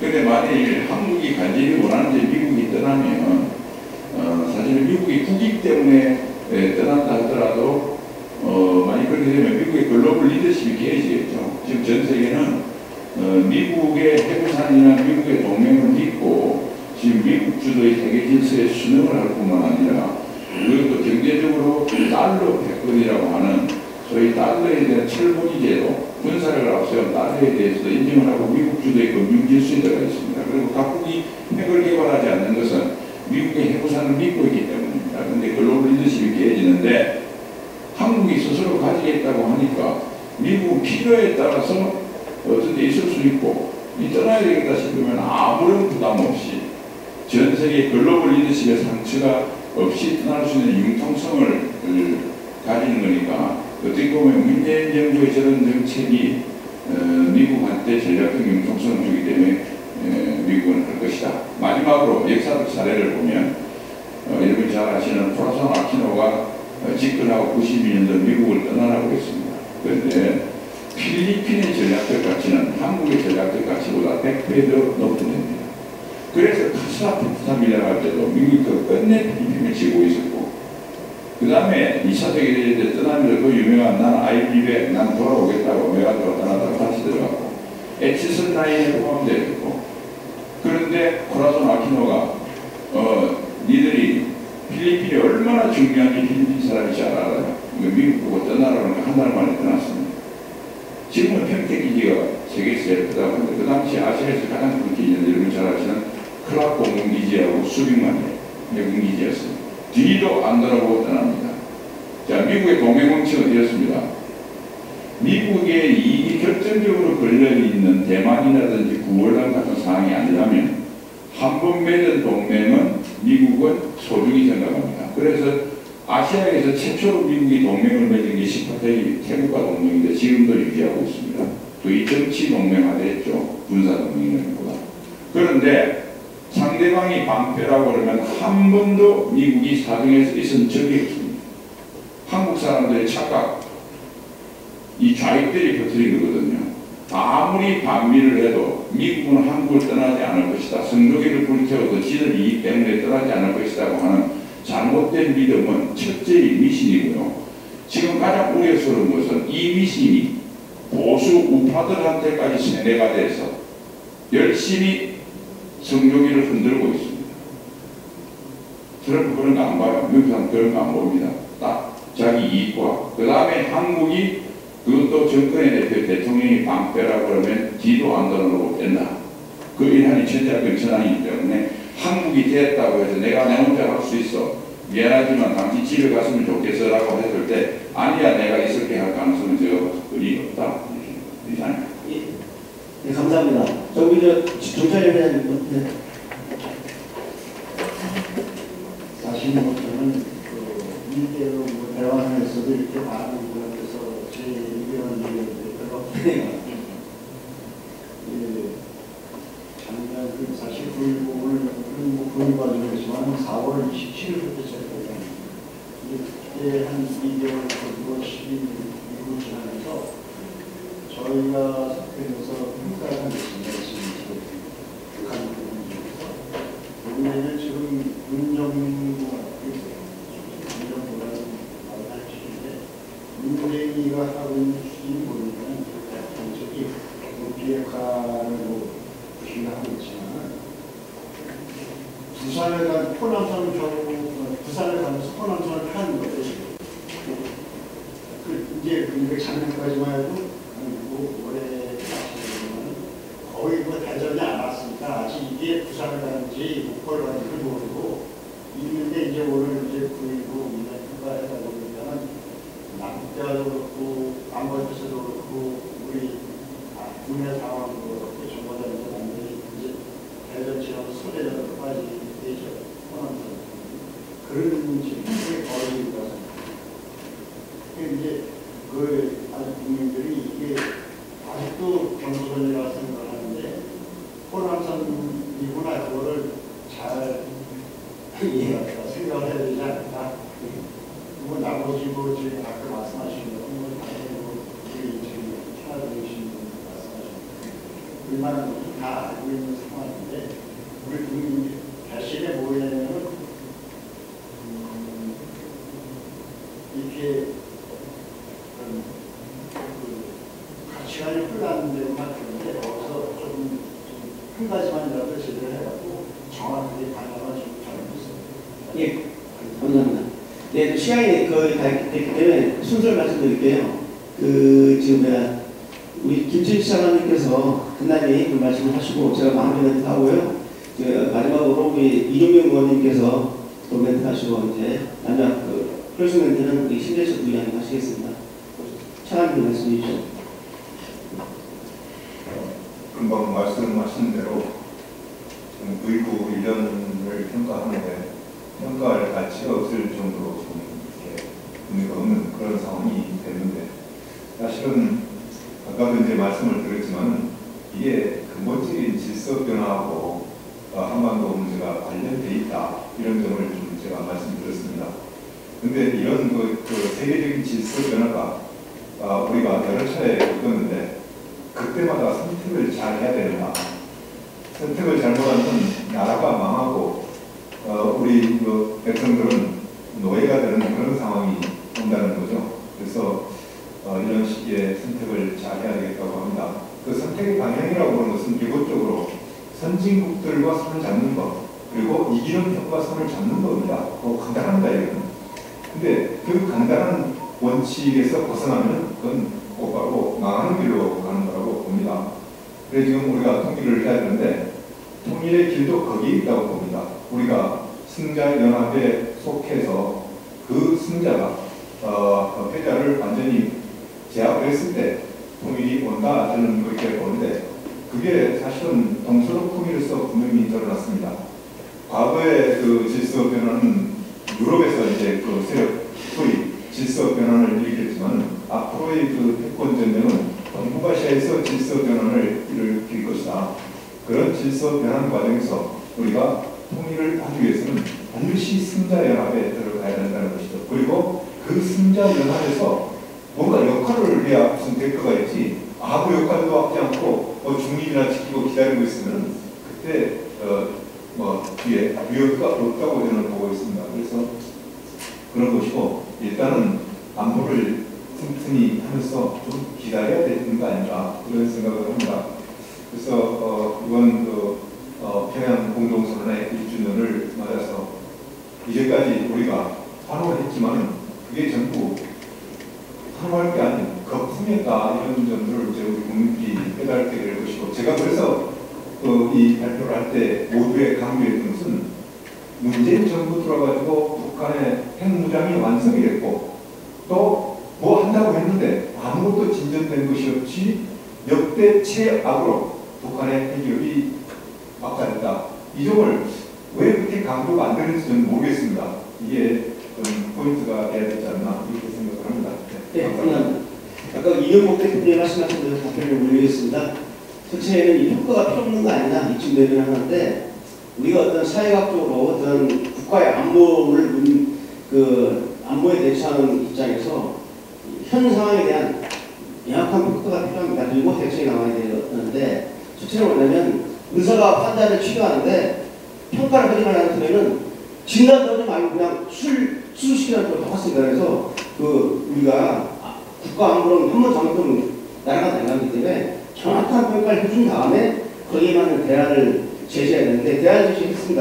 제 페이퍼에 나와 있지만 김치 집단이 있는 한 북한은 안 된다. 두 번째는 문재인이 있는 한 안 된다. 그 대안입니다. 정권 교체해야 된다. 이게 오늘 나온 얘기입니다. 그래서 대안이 없다면 대안이 있고 철저한 평가를 해야 되니까 그냥 바로 환자가 들어왔는데 진단도 하고 그냥 수술비자로 들어가면 절대 안 됩니다. 그럼 환자가 죽습니다. 자, 저는 이 정도 마치고요. 우리 이종명 의원님께서 좀 한 말씀 해주시고. 예. 아까 말씀드려서 충분히 충분히 얘기를 들었습니다. 아는 것도 있고 처모는 것도 있고 이렇게 있는데, 우리 사회에서 지금 잊혀져 버린 게 있습니다. 잊혀져 버린 게, 우리 오늘 9.19선언 1년 평가를 하고, 이제 아까 얘기도 나왔지만은 이 9.19 공동선언이 나온 게 그 앞에 이제 판문점선언이 나왔고, 판문점선언이 나온 배경이 우리 한반도에서 이 핵 문제, 북한의 핵 문제, 북한의 비핵화를 해가지고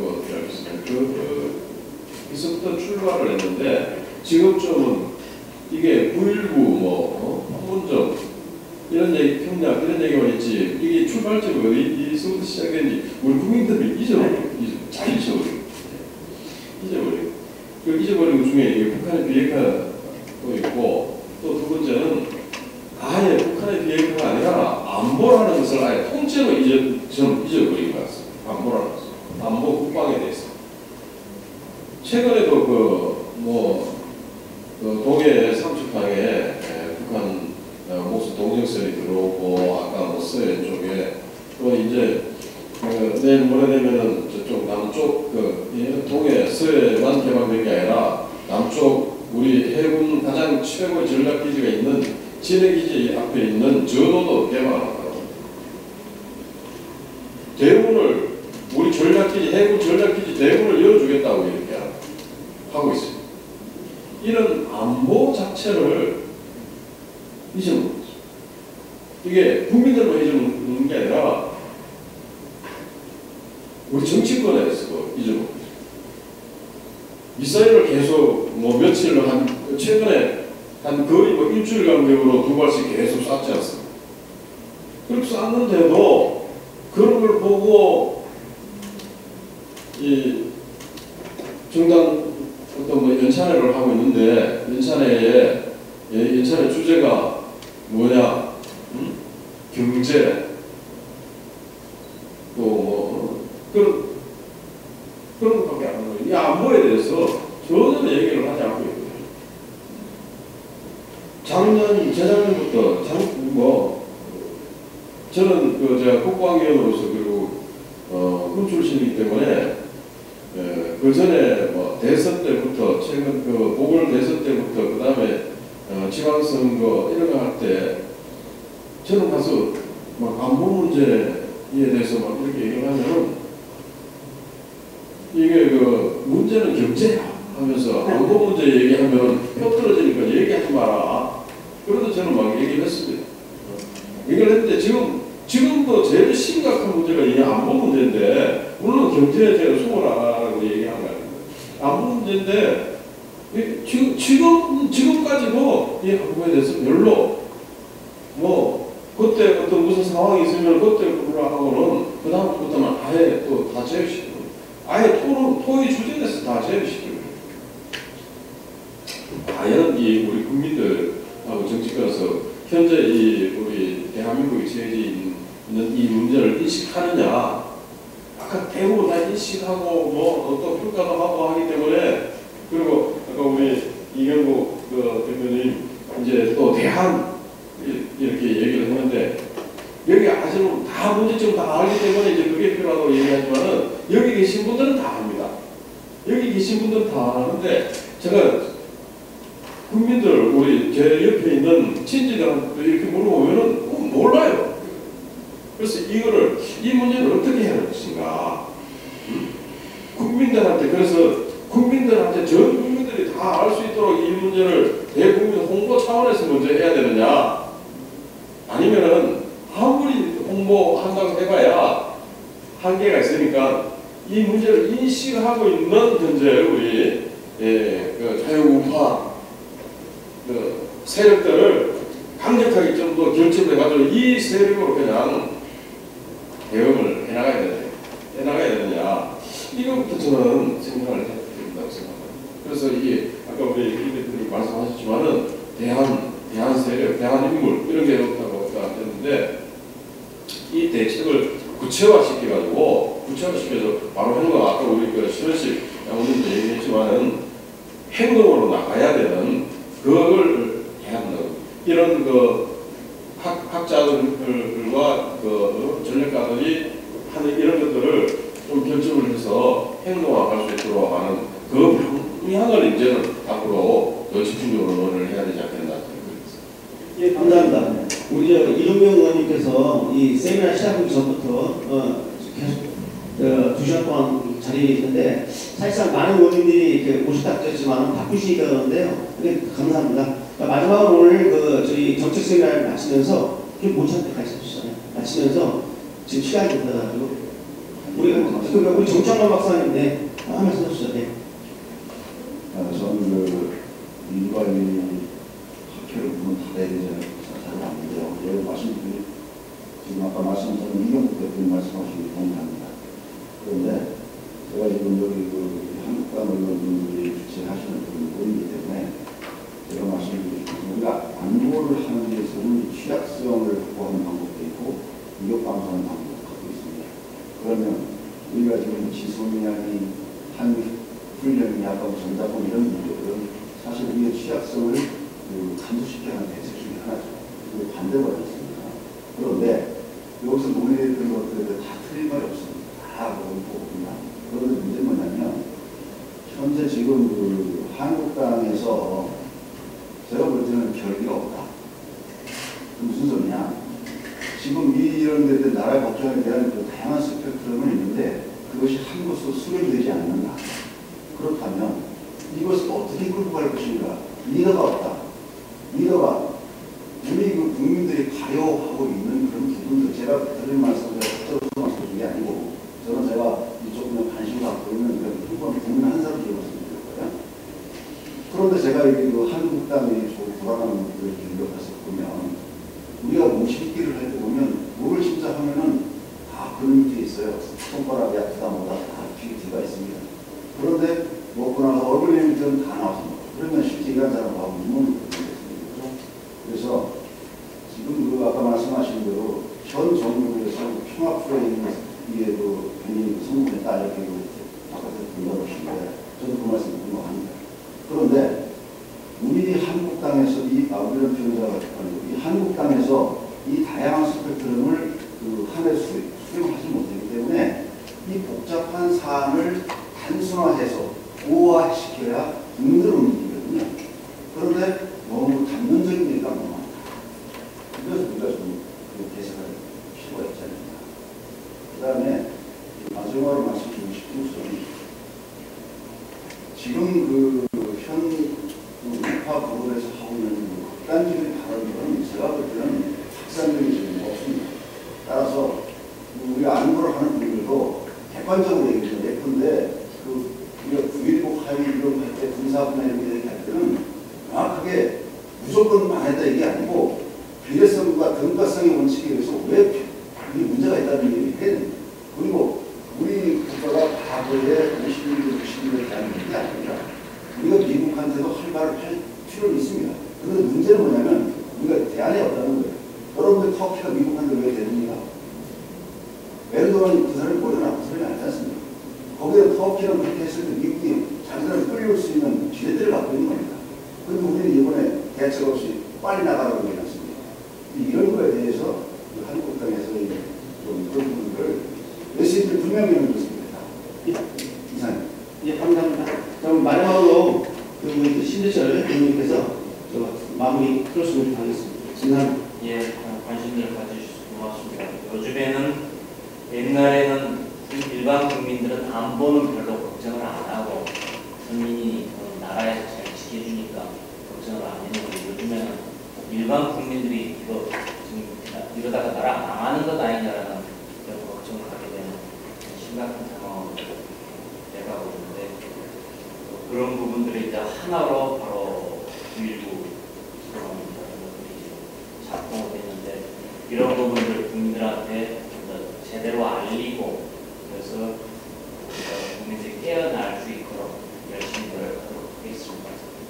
덧붙여서 이제 조국까지 임명이 되면은 정치권에서 본격적으로 문재인 퇴진이라는 단어가 등장하지 않을까라고 예상이 되는데 그것뿐만이 아니라 전반적으로 대한민국을 어떻게 세워야 될 것인지 국가 흥망 대한민국에 존만이 걸린 상황으로 지금 계속 몰려가고 있고 그런 점에서 정치권에서 특히 한국당이 앞으로 잘하도록 최선을 다해서 더욱 열심히 노력하겠습니다. 많은 관심과 사랑을 보내주시기 바랍니다. 오늘 참석해 주셔서 대단히 고맙습니다. 감사합니다.